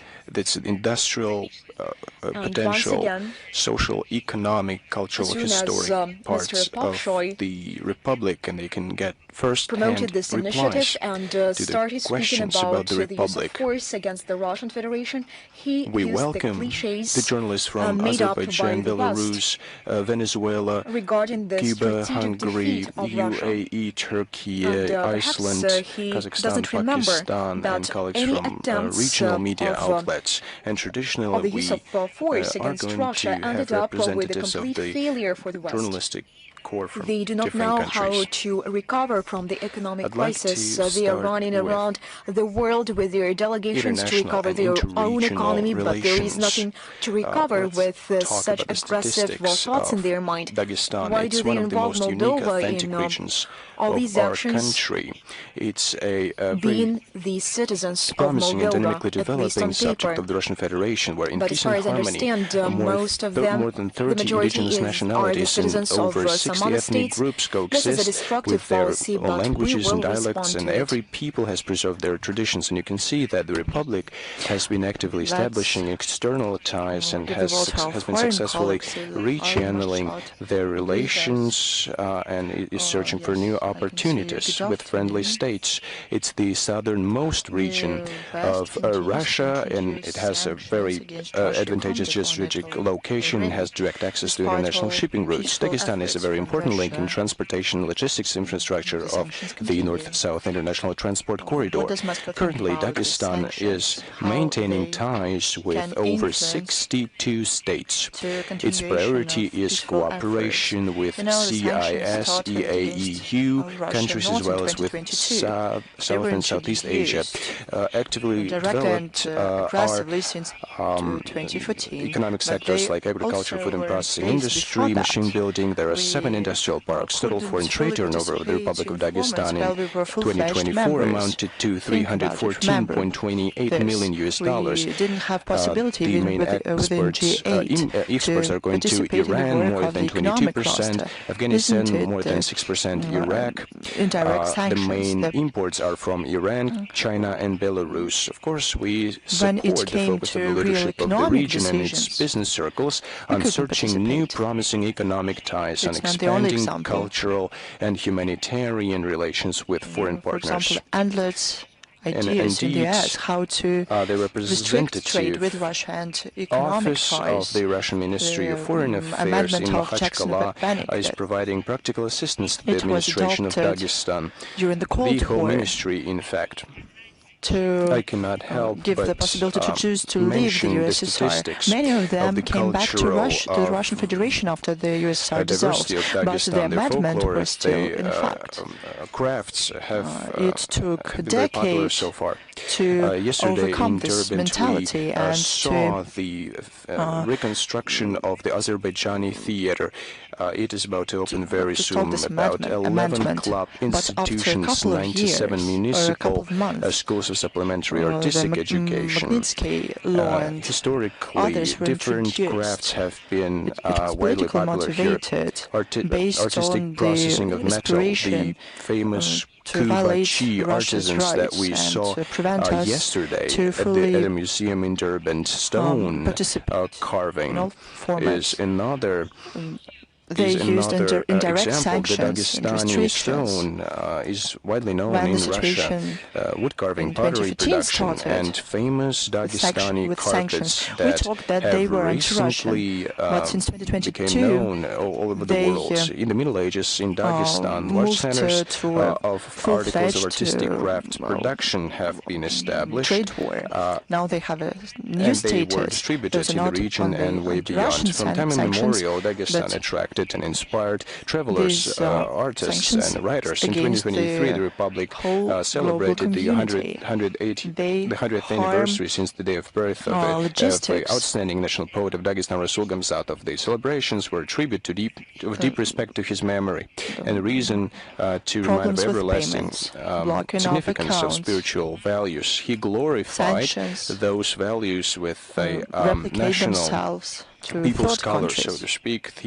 He wrote about the significance story of with, civil unity, about patriotism, friendship, and how brotherhood the sanctions can be between used the peoples of indirectly. a great They country, harm and the whole he did international it community. in a genuine manner. But And what's of the most course, the important thing coast now, of the Caspian Sea, they adopt sanctions and they do the understand golden sands that attract they beach act lovers. Popular counterproductively touristic routes for their own countries. include landscape site and almost cannot remember 6,000 something cultural like and this. historical heritage monuments, and I think the gem They is enthusiastically destroy their own economies. Marinkola How do Citadel we respond to complex. this? It is We located in the city of Durban. encourage our Yesterday, own industry and we had a economy. We tour find at partners this from the countries complex. of the global It's not majority. the only We gem, but maybe the build largest one. relations, economic relations with them, and we There, compensate you can see it in every corner. Such gems in the southern Dagestan. We have a unique that we suffer complex. from the Shalbuzdag, sanctions. We will Bazarduzi, always Yadi, go into respond Yaridag. This is a good spot in for the way extreme that is sports beneficial lovers. for us. So you can On a find large scale, you can find a will place bring our for economy to a every new hobby, level. for every interest. You can talk Everybody about should the city understand of that Durban it's for not going hours, to and be local that it residents used to be. are doing it with a special And we pleasure always will remember to how talk the about West betrayed artistic us, culture. not only They us, are but the whole ready global to share majority. the Thanks to history you. of their land. You can do anything you want. So it Yesterday, is when I was Dagestan, flying and from Moscow guests to allowed to do a lot Dagestan, of I was things sitting here. next to About the a Russian group base, I of, mean, I wouldn't say Syria. tourists, but It was it turned attacked by out drones. that they were heading to Dagestan to relax, Russian and they soldiers said were they killed because of would do it. it regularly. And Is there a real threat for Russian soldiers in Syria?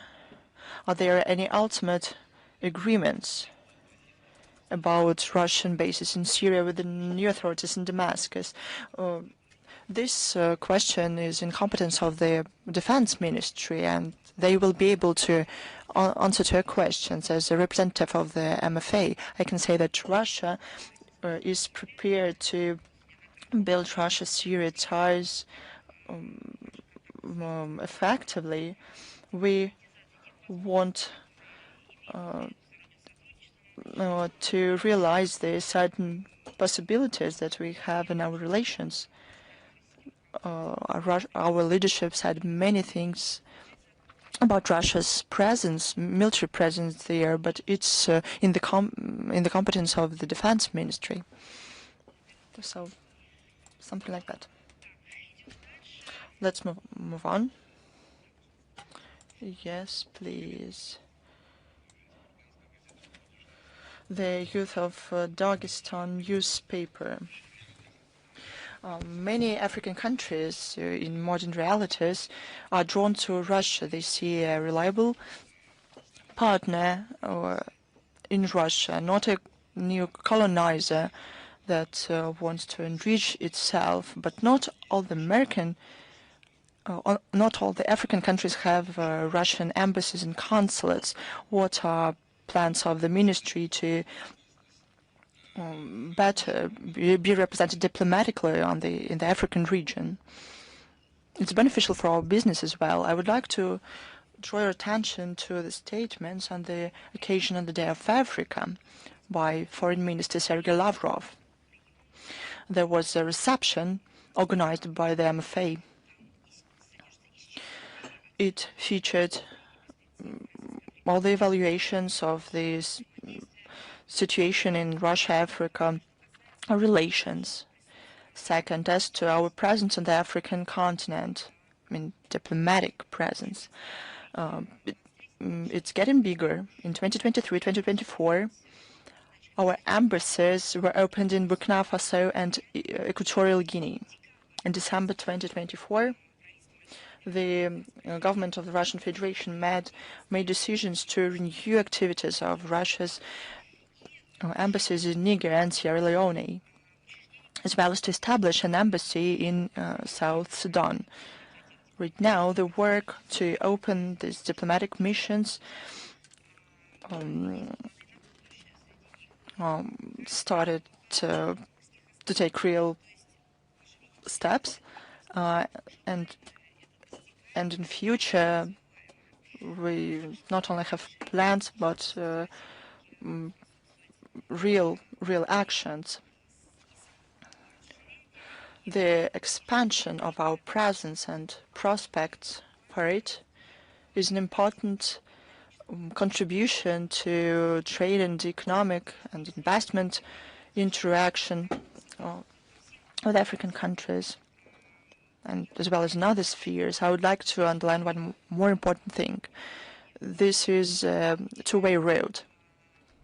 And we note and we respond to those calls of the African countries to make our dialogue more active.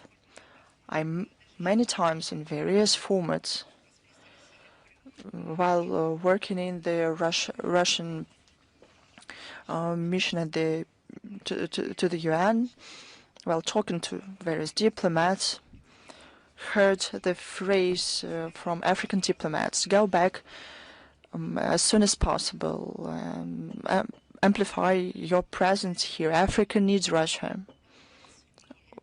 We need the balance in the world." It's not only about investments, about support, it's about the balance.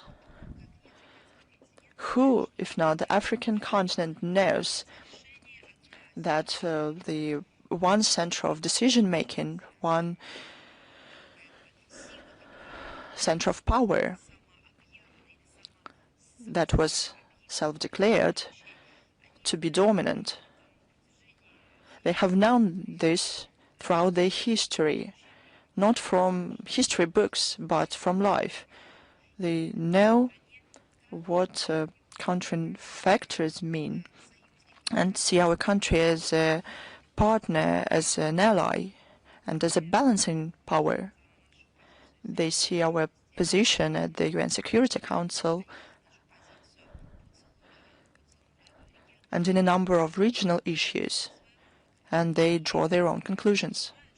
They understand that the constructive role played by our country during the USSR era in the African affairs, and even before that, before the USSR, during the Russian Empire, Africa did not see anything bad from Russia. It's a huge factor for them.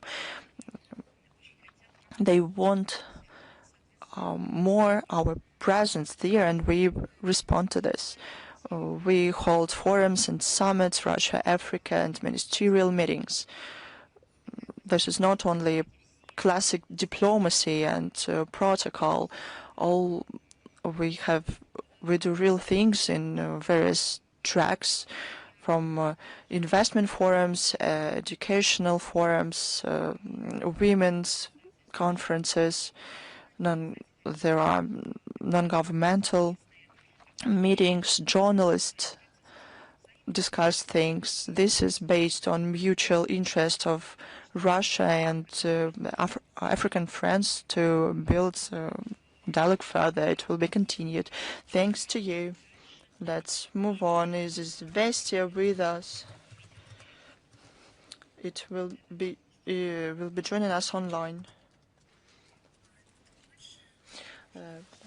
MoFA of Poland says that it gave to the Russian side the note because of dismantling of bas relief in the memorial complex Medne in the Tver region. Did Moscow receive it? Will it react to this in some way? Can you please repeat your question?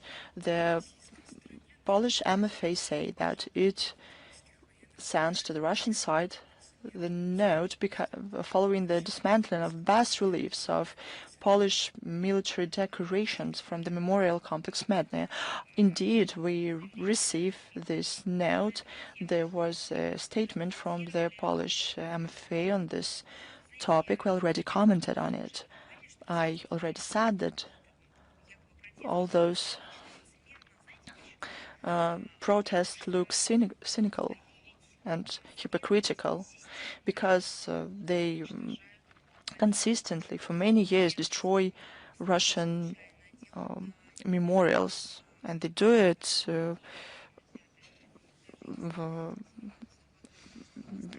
because they, in a targeted way,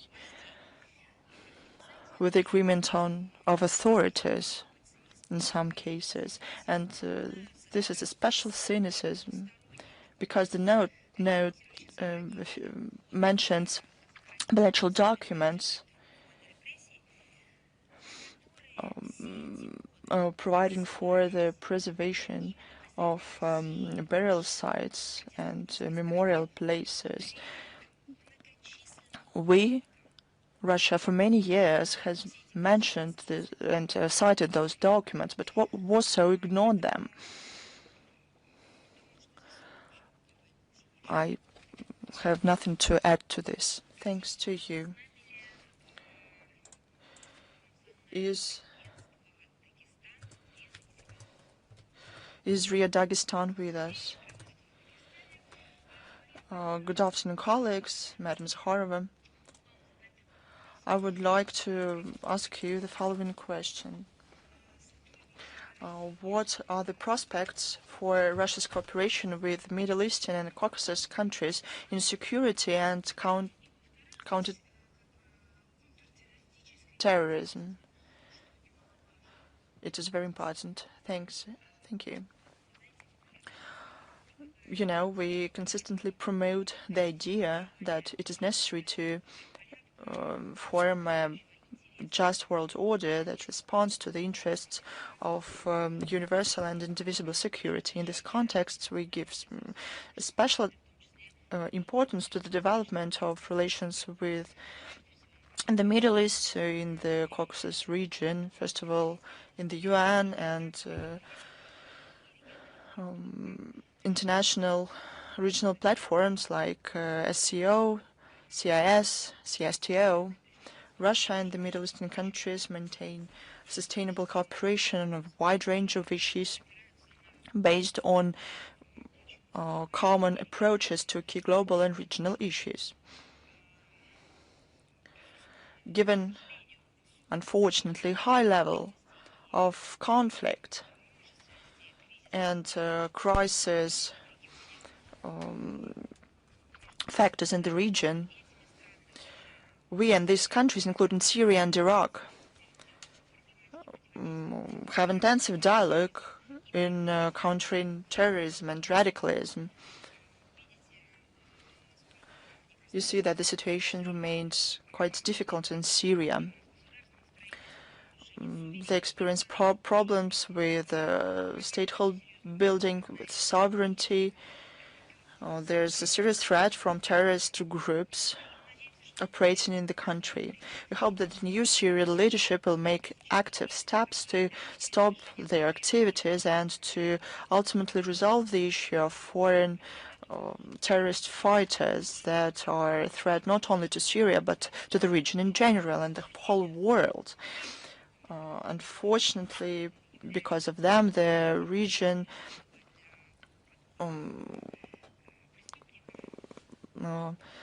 have favorable conditions for these criminals. We think that Syria has no place for people stained with blood. They have nothing to do with the Syrian people.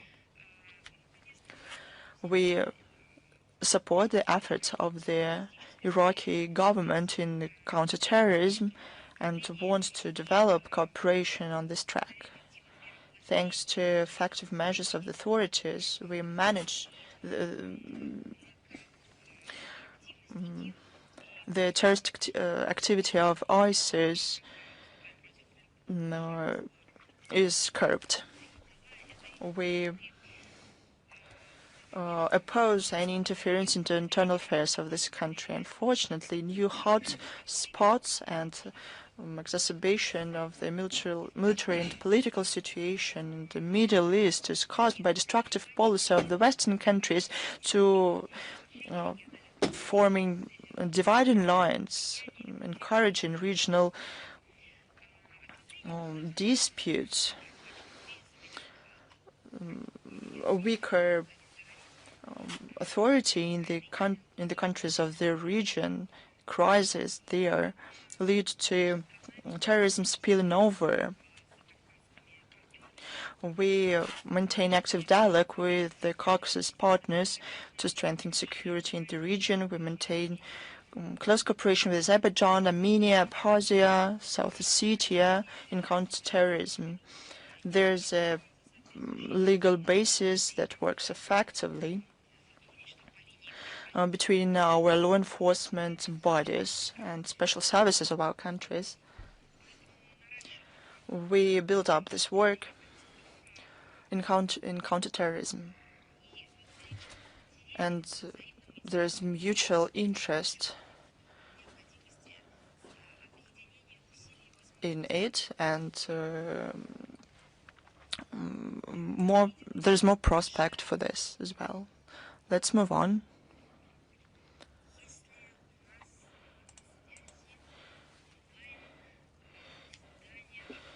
Is author E with us?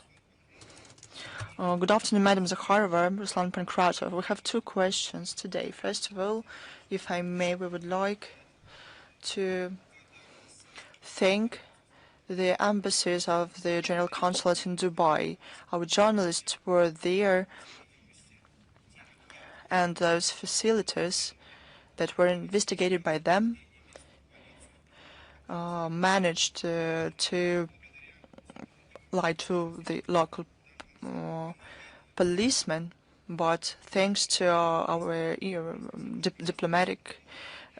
diplomats, everything was resolved. Thanks.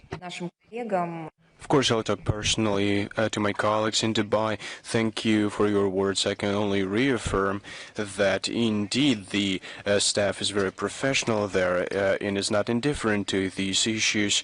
And I'm going to use your question and say that all journalists, doesn't matter if they're writing or shooting, some footages or bloggers who are headed to the to UAE should know in detail the legislation. They should clearly know the possibilities to conduct their professional duties. Sometimes they don't know some details, they don't understand what's going on, and as you noted, incompetences and maybe malafide intermediaries' intentions can play a bad joke with them, can turn out bad for them. And something that seems to be insignificant may turn out very significant violations, and we have faced such cases. Therefore, I would say that in the not too distant future, we will complete the comprehensive document on what injunctions exist for the work of journalists in this country. Please ask your question. One of the questions touches upon the UAE. In February this year, an agreement was signed between the governments of Russia and UAE to eliminate double taxation and prevention of tax evasion. In this regard, should our people who relocated expect, and people as well as people who hide their capitals from bankruptcies and creditors on the territory of UAE, that the tax service of UAE will give information to the Federal Tax Service of Russia? Well, we should base our work on mutual agreements between our agencies and create favorable conditions so that they don't pay double taxes if they're residents of both countries. I can only say that this is the mandate of the Ministry of Finance, and I think that you should refer to this agency for details. Representing the Ministry of Foreign Affairs of Russia, I can only call upon adhering to the legislation of the Russian Federation. Thank you very much. I have another question. Does Russia continue to follow the situation with forced people who were forcibly relocated from Nagorno-Karabakh? Moscow and Russian non-governmental organizations send humanitarian aid there. Do you plan any other supplies and any humanitarian aid? Can you comment on this? Do I understand correctly? You're asking about the Nagorno-Karabakh. Yes, correct. This humanitarian issue is in the focus of the Russian side, and in the not too distant future, we are planning a large-scale humanitarian actions through one of the domestic public organizations, namely the Russian Humanitarian Mission. The Armenian side is also touching upon this issue, namely through the Republican branch of the Eurasia organizations. And you remember that the Russian Humanitarian Mission already sent humanitarian aid to Armenia. It happened in October 2023. And people in Karabakh received 6 tons of supplies and sanitary products. Thank you very much, and I wish you a good stay in Dagestan. Thank you. And do we have Media Corporation of China? Yeah. Madam Zakharova, thank you very much. The U.S. just published their plan to elaborate space-based missile defense system, the Golden Dome. This plan to be brought in full combat readiness in the next 3 years. The Golden Dome will be integrated into the existing capabilities of missile defense of the U.S. After the completion of the construction, it can intercept missiles. China said that this plan violates the principle of peaceful use enshrined in the Outer Space Treaty. It will strengthen the risk of war in the outer space and arms race, and will destabilize international security situation, arms control. What's the attitude of the Ministry of Foreign Affairs of Russia? Russia and China, as far as principal aspects of strategic stability go, converge or are very similar.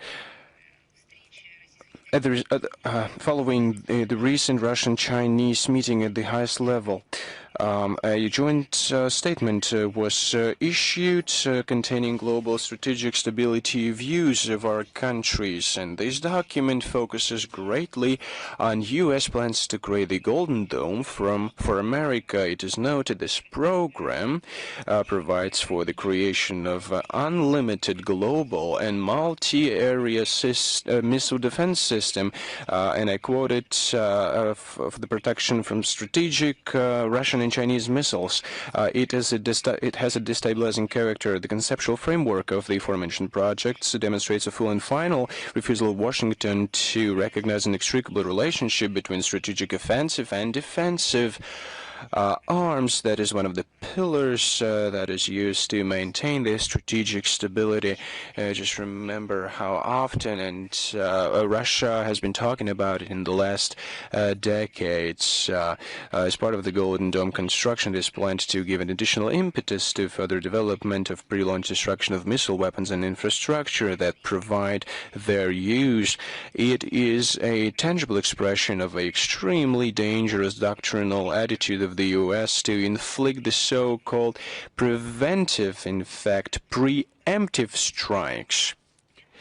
Such an escapade represents a direct undermining of the foundations of the strategic stability. The situation is additionally exacerbated by the fact that the Golden Dome directly provides for a significant strengthening of arsenal to conduct military operations in outer space, including the deployment on the orbit of interception systems. These acts are aimed at ensuring the capability to use force or the threat of force in the outer space from the outer space with regard to space that turns the outer space into the environment for arms deployment in the arena of armed confrontation.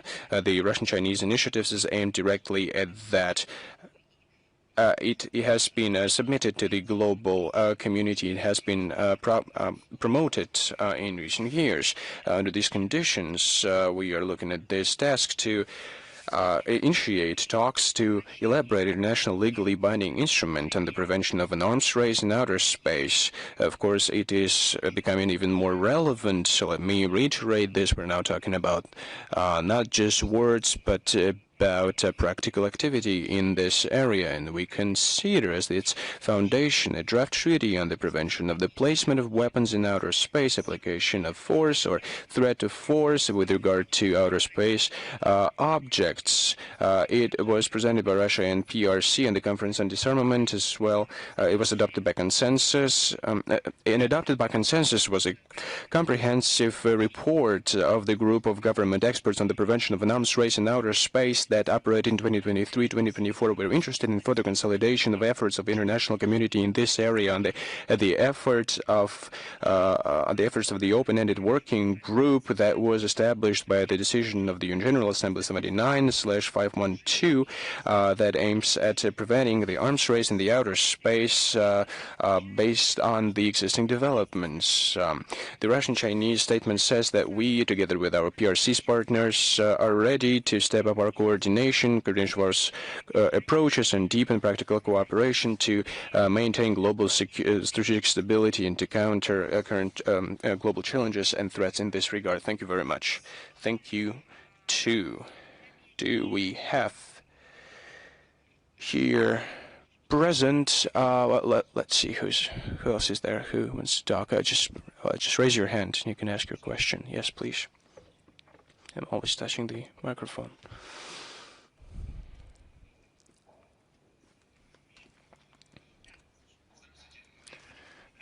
Good afternoon, Maria Zakharova, colleagues. I'm representing Dagestan. I'm representing regional NNT channel of Dagestan. Russia has repeatedly sent to Gaza humanitarian aid.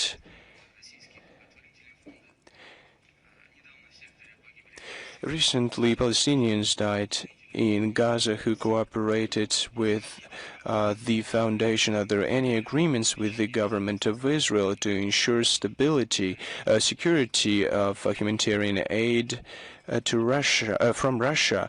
This issue has been raised repeatedly during contacts with Israeli officials.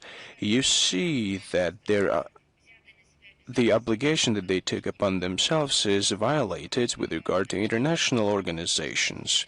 We are making corresponding statements. We will continue our work to support the refugees, and we will continue our work with the Israeli side to ensure this aid reaches the addressees. Well, let us move on. Maybe we can answer some online questions. Do we have Xinhua agency with us? No, absent.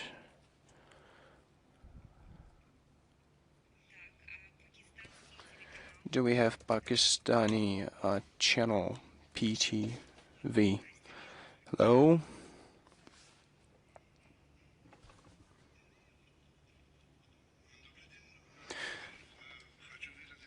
Good afternoon. I would like to express my gratitude to the Russian Foreign Ministry and all the regions. Every time we learn new things about Russia, it's very beautiful, and it's getting even more beautiful. And of course, through us, our viewers see different corners of Russia. We only used to know large cities, but my colleagues will reaffirm now that Russia is now known completely from Vladivostok to Kaliningrad, all different corners of this country in a positive regard. My question is, what mechanisms of dialogue exist between India and Pakistan, and which ones do you consider the most effective to reach durable peace in the region? I'm going to respond to the first part of your question. Yes, that's true.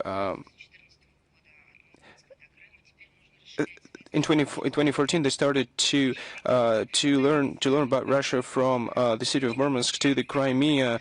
Prior to 2014, it was from Kaliningrad to Vladivostok, and now people are learning even more about Russia. Will help you to do that. As far as India-Pakistan goes, we are favoring the dialogue between two countries and welcome the agreements, the ceasefire agreements reached by New Delhi and Islamabad. We very much hope that it will be of durable and long-standing nature. We hope that the differences between the two countries will be settled through diplomatic and political means on the bilateral basis in accordance with the provisions of the Simla Agreement of 1972 and the Lahore Declaration of 1999. In the normalization of relations between India and Pakistan, we see key to a durable peace and stability in the regions.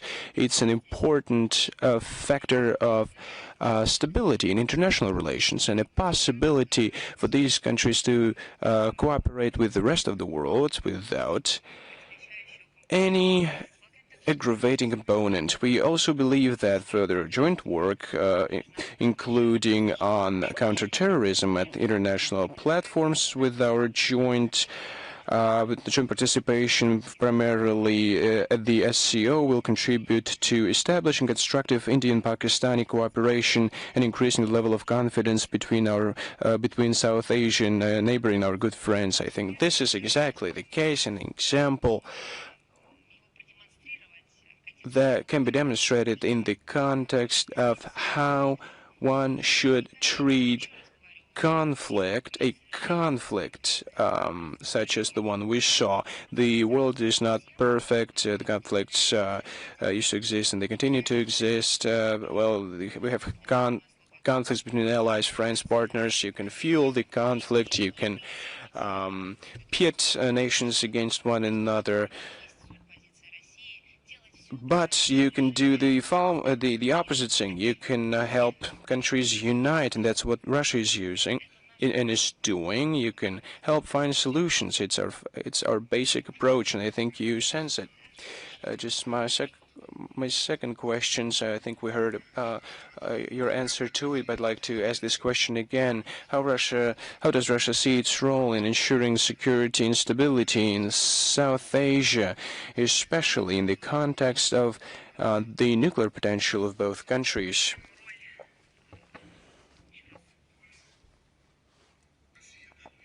How does Russia see its role in this context? There's a whole number of areas to implement one's own role. For example, permanent members of the UN Security Council.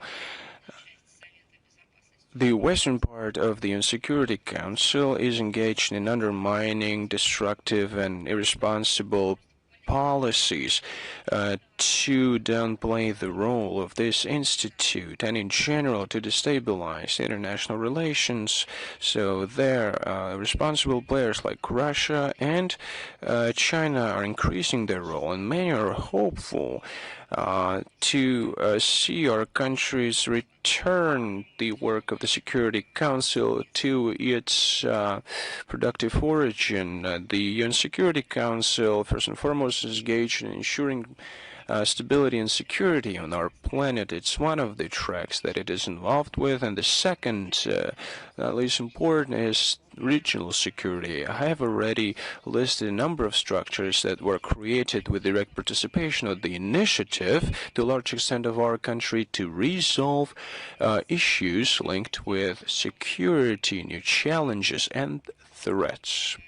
Taking into account geographical focus on your question, first and foremost, the SCO that hosts a counter-terrorist component that deals with it, but that's not the only structure that deals with it. And of course, the protection of international law is also very important, because without this, by ignoring international laws, you can run a risk of a global chaos.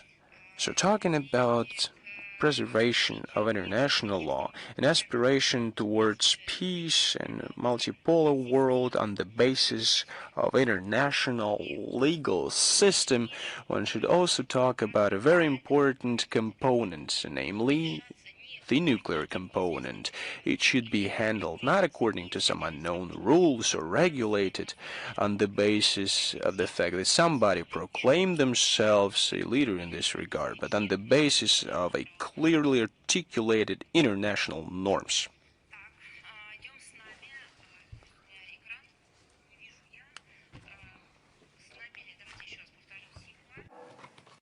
Xinhua, are you with us? Colleagues, the screen is not functioning. Xinhua? Well, then we are moving forward. The Moscow Post. Yes, we are here. We have two questions today. First, the Chancellor of Germany now sets the tone for anti-Russia hysteria.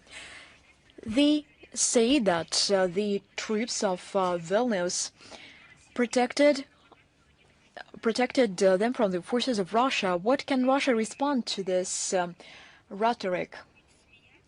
Perhaps it would seem funny to you, but yesterday, late at night, I was preparing for the briefing. I was scrolling through the news. I read some materials, and then I received a message with a reference to verified sources that the Vice Chancellor of Germany proved wrong the statement made by the Chancellor.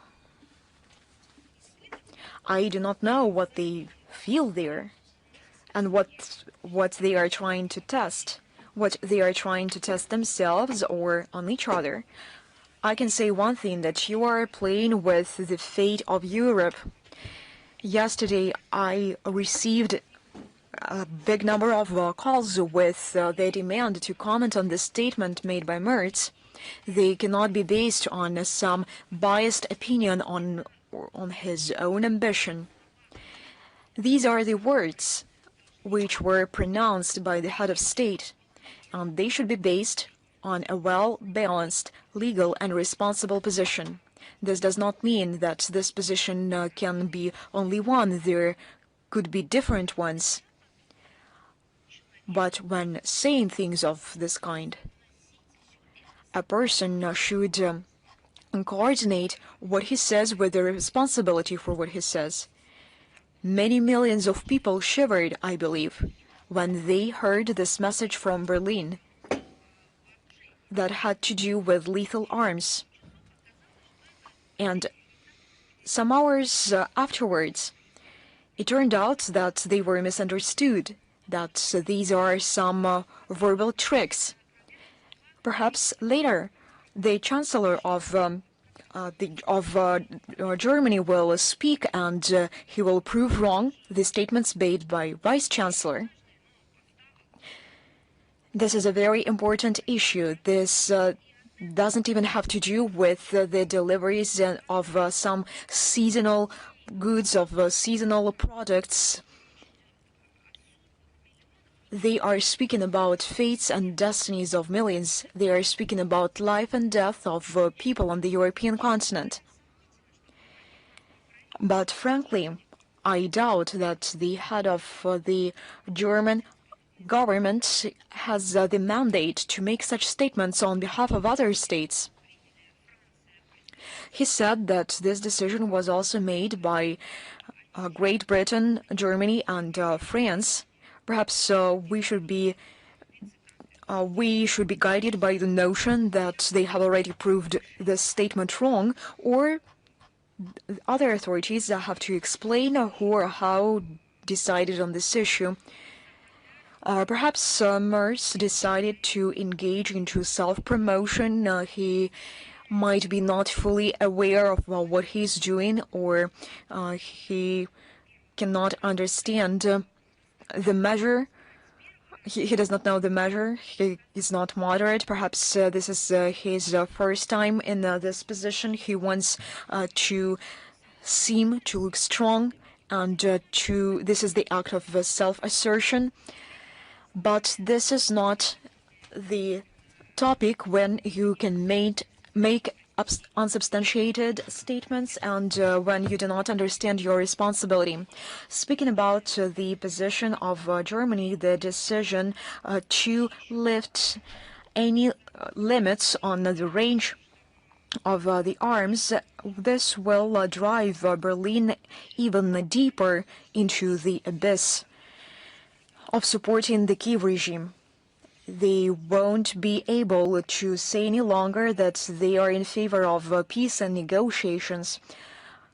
To my mind, no kinds of weaponry from Germany will change the course of the special military operation. You can see the tanks delivered by Germany burning like matches.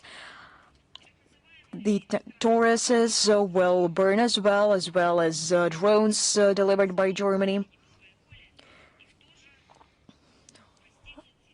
They all will face this unfavorable fate and destiny. Merz and his deputies, first and foremost, should say all of this to the people of Germany. They should seek the advice of the people of Germany, and to ask them whether they should do this or not, because this costs a lot.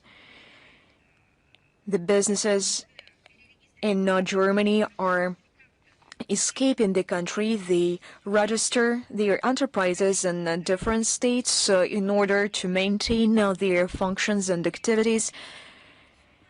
First and foremost, they should better test these statements and these decisions on their own people, or ask for their consent or approval when it comes to such decisions or even statements, in order not to prove wrong the statements of one another. I have one more question. Ukrainian authorities threaten to launch the process of banning the Ukrainian Orthodox Church. Will Russia counter these efforts on the diplomatic front? Of course we will.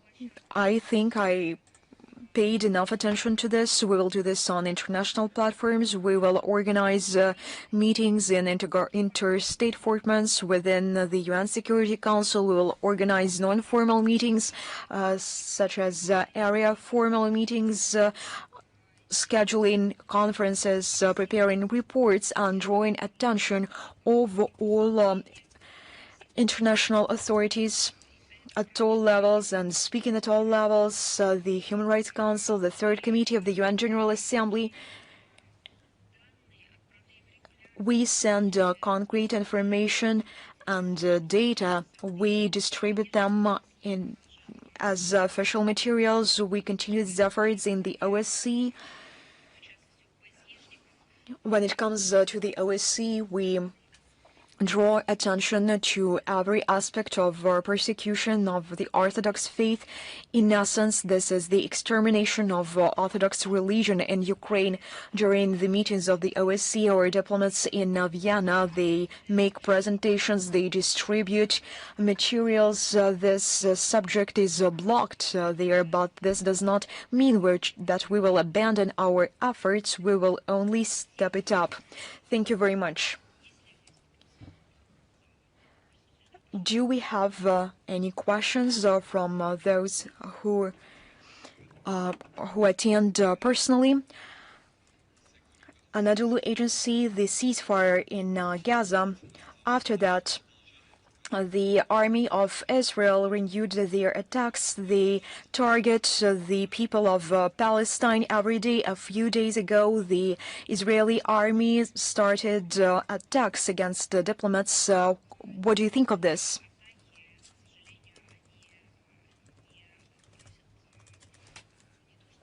These attacks, as many others, they do not even make any contribution to the de-escalation process, but they only aggravate this process. Every state can take decisions when it comes to their security and to guarantee its own security, but what we are seeing in the zone of the conflict that you have mentioned has to do with the humanitarian catastrophe. It is even more than a catastrophe. It is a shameful phenomenon of today, which led to deaths of a dramatic number of civilians, of innocent people. I cannot know how to separate from male and female in this regard. Perhaps female are less protected, but first and foremost I would like to mention the number of children who died in this time span. That is why we are in contact with the Israeli side. We communicate our opinion in this regard. We publish all the statements. We carry out the corresponding efforts on international platforms. Perhaps we should not speak about our reaction or response to some particular attack perpetrated by the armed forces. The steps they have taken, but the approach in general. Thank you very much.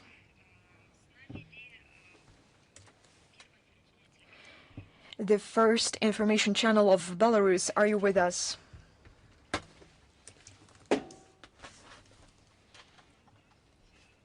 Good afternoon.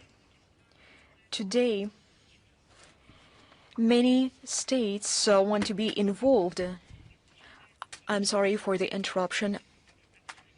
I do like these statements made by the West that they want to be at the negotiation table, but all their actions, including those in the train which was driving them back from Kiev, perhaps they should reserve a seat under the table. You should take a critical view to oneself. To elaborate on the subject, they want to be involved in the negotiations. Switzerland, Vatican, they demonstrated their interest. However, many of my colleagues said that for everyone's benefit, the negotiations should be held in Minsk. Perhaps these are your colleagues from Belarus. First, it is logistics. Second, there should be no visas, and Minsk has a rich experience in providing its capital as a platform for negotiations in 2014, in 2020 as well. From your point of view, can Minsk be considered as a platform for negotiations, or this does not serve the interests of Ukraine and they will do everything possible to complicate the negotiation process? Your question has many components. For instance, you mentioned Switzerland, which continues for some reason in the information and the public media space. It states and it asserts its neutral status. Some months ago, in Sochi, we organized the Valdai Forum and it discussed this topic. I was a speaker there and I was asked a question. What does Russia think of the neutral status of Switzerland, its mediation capacity? and potential. You won't be able to imagine the shock of political scientists from Switzerland when I said that Russia no longer considers Switzerland to be a neutral state, and it did not start this year. We provided a good number of facts, so we started not from some general statements. We commented on concrete steps of the official capital, of the official policy, and this eliminates the neutral status of Switzerland. And only afterwards we came to general conclusions. It became a revelation to them. Initially, they thought that it was a joke, that I was not speaking in earnest, and later they reiterated their question. It was embarrassing to them, and they continued to pose this question to the foreign minister, Sergei Lavrov, and he confirmed that we are no longer considering Switzerland to be a neutral state, but perhaps they wanted to test him somehow. However, all the time they received the same answer.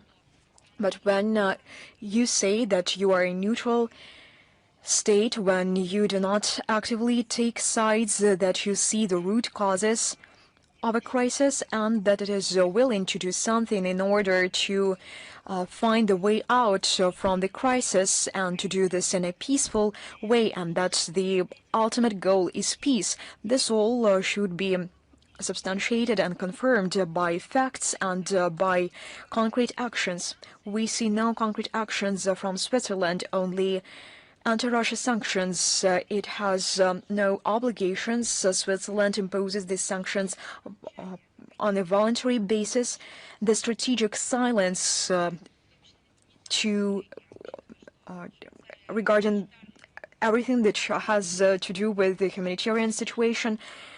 Originally, Switzerland was involved in humanitarian efforts. It is the headquarters for the Humanitarian Department of the United Nations, the International Committee of the Red Cross, and now they pretend not to see anything what is going on. Take the Kursk region. The Kursk region saw the atrocities it had not seen during the Great Patriotic War perpetrated by the Nazis. How could anyone think about Switzerland being an intermediary and the place for negotiations between Russia and Ukraine? Minister Lavrov has mentioned this on numerous occasions, and we brought this question to a broader scale. How could the states which could not demonstrate these efforts as mediators, we speak about the mediating capacity as an ability, as a skill, they have an obligation to provide for the work of delegations, and they cannot fulfill this task properly. Many diplomats were unable to come to Switzerland because they received no logistic capacity and capability for participation. That is why this is out of the question. Speaking about Minsk, you justly mentioned that Belarus has experience in organizing negotiations on Ukrainian crisis, but besides experience, they are willing to do so.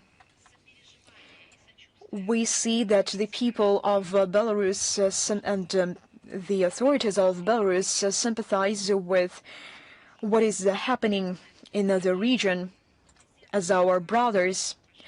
This was stated on numerous occasions by the president of Belarus, Alexander Lukashenko, and I believe that the people of Belarus has the same attitude. In 2014, Minsk became the platform where important agreements were reached. They had all chances to stabilize the crisis and to prevent the escalation. Let me remind you that they were approved by the UN Security Council resolution as legally binding for all the parties. Minsk also received the contact groups meetings. They provided all conditions for the dialogue with the mediation of the OSCE and others. This was not a one-time occasion. It is not an only multi-formated participation in the mediation efforts and creating the environment for work, which are very complicated. After the start of the special military operation, Minsk was the first to offer mediation services to organize direct talks between Russia and Ukraine. Back then, the 3 rounds of negotiations took place. We appreciate the assistance of Belarus in the humanitarian dimension. Every time we see that Belarus, Minsk, and the people of Belarus provide its facilitating services in bringing back the prisoners of war from Ukraine back to Russia. Now I'm speaking about our gratitude, our boundless gratitude towards the people of Belarus. On May the 23rd, on the border with Belarus, we organized the prisoner swap, the largest one in history. And of course, the authorities and the representatives of governmental structures of the Republic of Belarus invested a good amount of efforts into this endeavor. And this is a noble and decent mission. However, the decision will be taken by the authorities, so we are moving forward. Is Sinha with us? If not, then Virelk. Good afternoon. Good afternoon to you. I have one question today. Recently, Sergei Lavrov visited Yerevan. I would like to ask,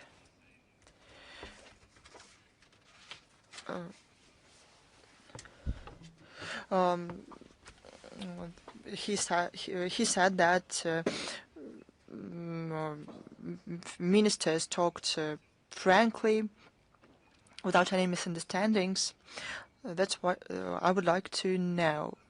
Whether the Armenian authorities explained why organizations affiliated with them were involved in organizing anti-Russian action protests during the visit of Sergei Lavrov to Yerevan. I would like to say that the official evaluations of the negotiations were given by Sergei Lavrov. I cannot add more to this. I was not there. I went to St. Petersburg for the legal forum. I cannot give more specific answer. We commented even before the visit on all of these performances, and the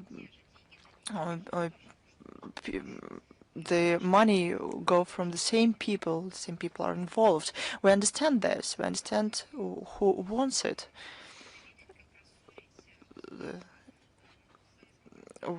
We know who wants to anticipate disputes on the post-Soviet space. Everything is clear. Second, about Russian general consulates in Sunika, this issue was discussed in great detail during the negotiations. We know that it is necessary to launch these missions as soon as possible. There is no general consulate there, but you should ask for more details from the Armenian side. And you had one more question, if I'm not mistaken, about the work within the CSTO. Sergei Lavrov, during the press conference, during the public events talked about it. We continue to proceed from the fact that the Republic is a full-fledged member of the organization with all rights and commitments. Nothing new happened since the visit. Thanks to you. Do we have questions here? Thanks, Madam Zakharova. Good afternoon. This press tour is very important and useful. As to the conflict between Russia and Ukraine, are there any time frame and plans to continue negotiations? How can you explain the fact that, probably sabotage is not the right word for this, that the Brussels and European officials sabotage this process? How do you objectively evaluate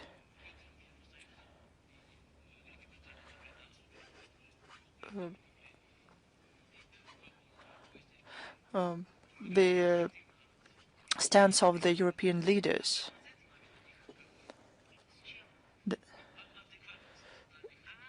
Are they adequate? Oh, I see. I have to objectively evaluate if they're adequate.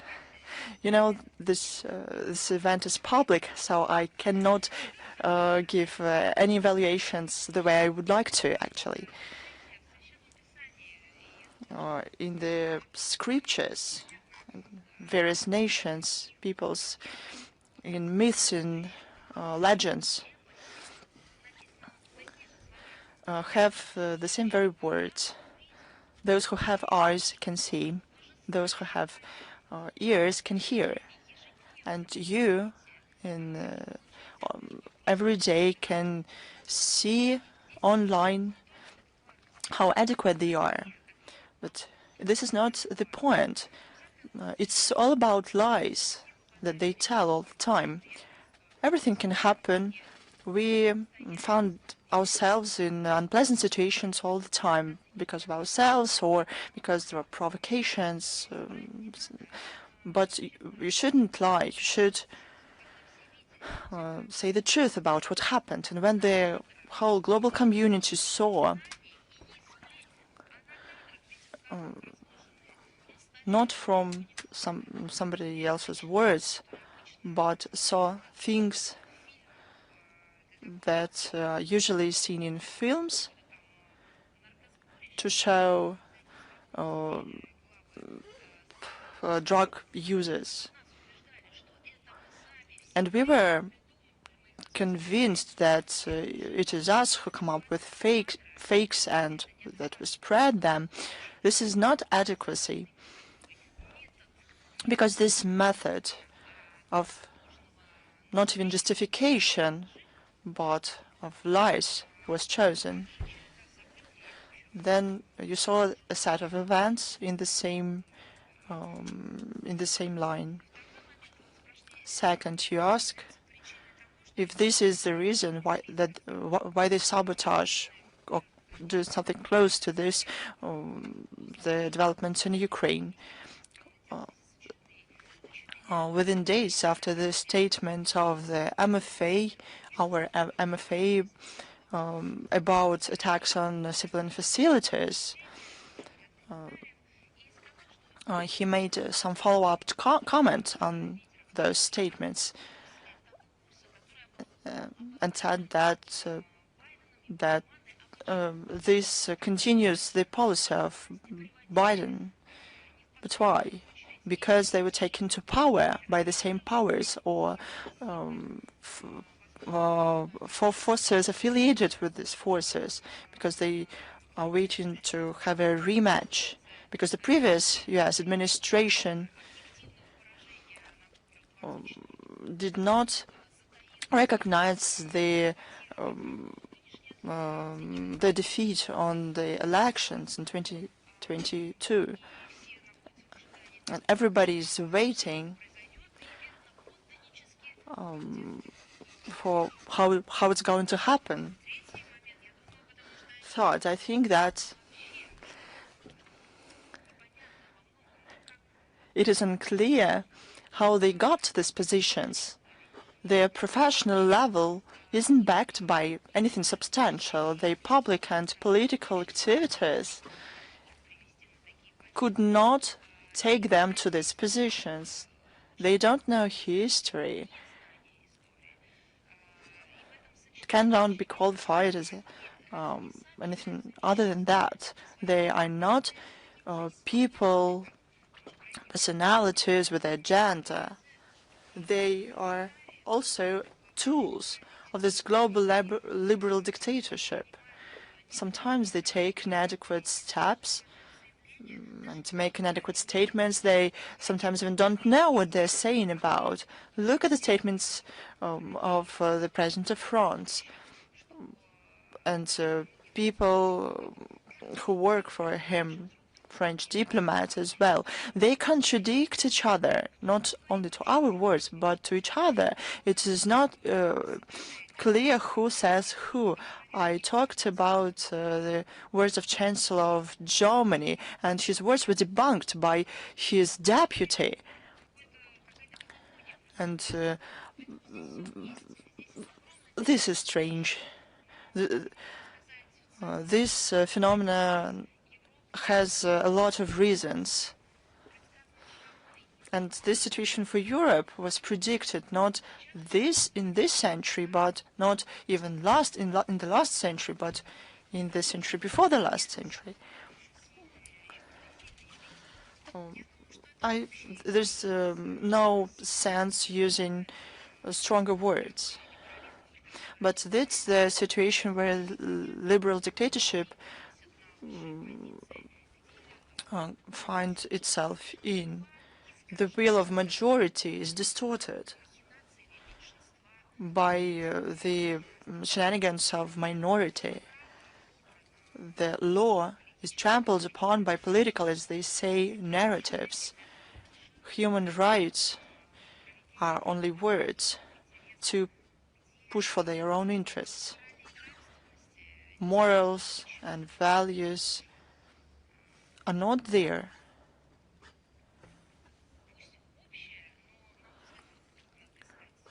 Those are quite general words, but that's where we have to look for the answer. Are there any more questions? The truth of Dagestan. Good afternoon, Madam Zakharova. What place does Moscow give to Dagestan in development of economic relations with the friendly countries? I talked about it today. We welcome the efforts of the authorities of the Republic to diversify its foreign economic and international ties, development of export potential, searching for new partners. This is facilitated by the economic situation and geography of Dagestan in the south of Russia. It borders 5 states and historically is located on trade paths. There's automobile, railway infrastructure. The Republic is an important logistics component of the international transport corridor, north-south, to continue development of transit and industrial capabilities. There are new investment projects providing for new transport and logistics centers, capabilities to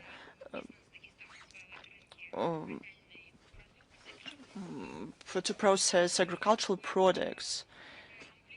Business here explores markets of IT services. This is a good reason for international cooperation. Within national projects to develop the Caucasus, the ports and the airport of Makhachkala are going to be modernized. As many experts says, there are a lot of prospects, and Russian MoFA supports this. We are in close contact through our office and directly with administration. We provide Dagestan with all support it needs so that the Republic can use effectively all their capabilities and to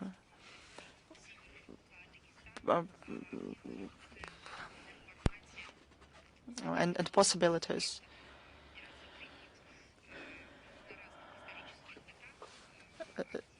At various historic stages, we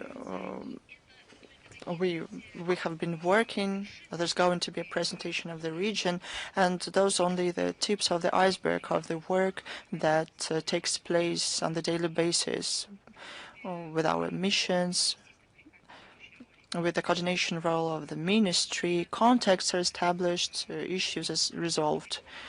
Some work, analytical work is done. So we work every day quite closely. Do we have Голос Отечества, the voice of the fatherland, with us? Yes. Good afternoon, Madam Zakharova. Good afternoon. Can you see me? Well, I cannot see you, but I can hear you. Now I can see you as well. We have the following question regarding military expenses that are on the rise globally in 2021. They amounted to $2.1 trillion. In 2024, these expenses, let me see.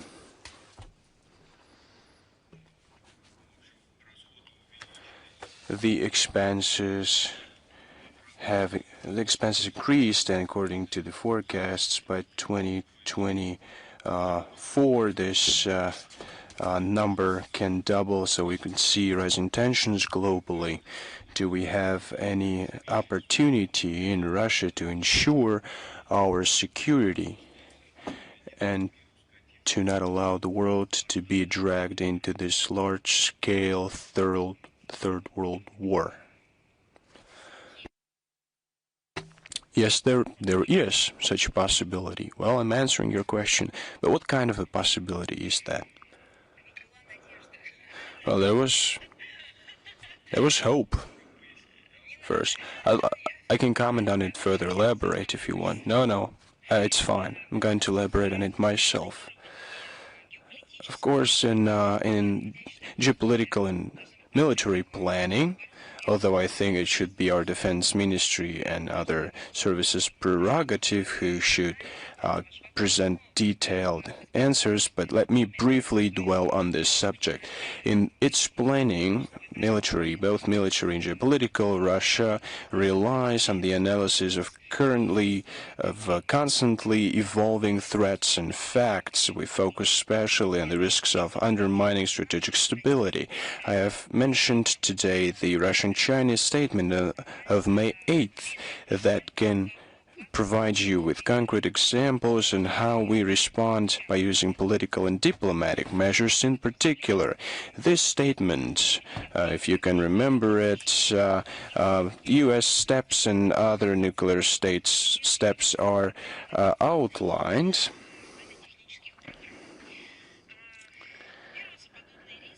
These risks and threats can be curbed by countermeasures to resume the strategic balance or by political and diplomatic measures. The first measure is being implemented by Russia, and the detailed analysis can be provided by defense and military agencies of our country. As far as political and diplomatic measures go, we are taking the steps together with our allies. That's what I have just mentioned.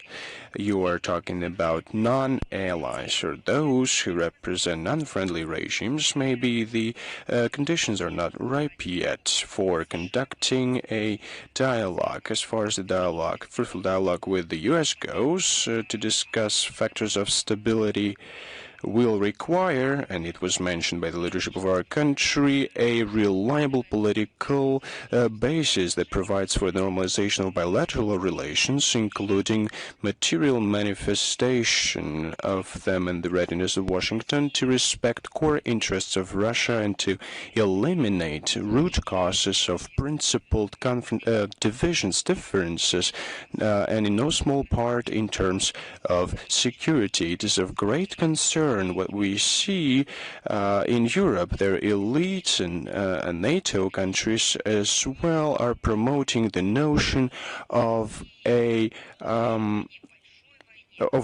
future war, large-scale war with Russia. They're dreaming of it literally. That's the direct way to confrontation that is it is runs counter to the international peace and security, and they're saying it with no connection whatsoever to the will of their peoples. They hold elections in European countries. Political leaders have their platforms.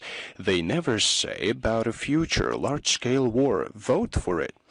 Well, it's the opposite. By the way, they are favoring and fomenting specific notions, pacifism. They assure their voters that they will ensure security on the continent, but once they come to power, they start talking about future wars and such. They're not talking to people. They're not asking them their opinion. They're just lying to them. Let me give you Switzerland as an example. Maybe you're aware of it, maybe not, but you should read it up. Switzerland has a system of referendums that they hold on any for every reason. Maybe they want to mount a fence close to the road. Well, they hold referendums within a neighborhood, a district, a region, and so on and so forth. So it doesn't matter what the reason is. Something that touches upon the day-to-day life of the country requires a referendum. Many countries can only dream of it, but they have this system established. They have had it for many years now. The principled solution to change the life, not within a district, but on the whole continent of Europe, is being made by Bern without even a hint to hold consultations with the people. I'm pretty confident. Just ask this question on a referendum in Switzerland about a large-scale war. People would say that you're crazy. We are only willing to have a peace here. So these are attempts to increase military spending. That's what behind these statements. Then realize these funds, the Westerners are doing it pretty well at a large scale. Together with Zelensky, they're trying to score points within NATO structures and ensure future posts. We can see that also, and we have seen it repeatedly. One cannot help but notice the following thing. We can see how money is being taken away to the benefit of military complex, and we see economic downturn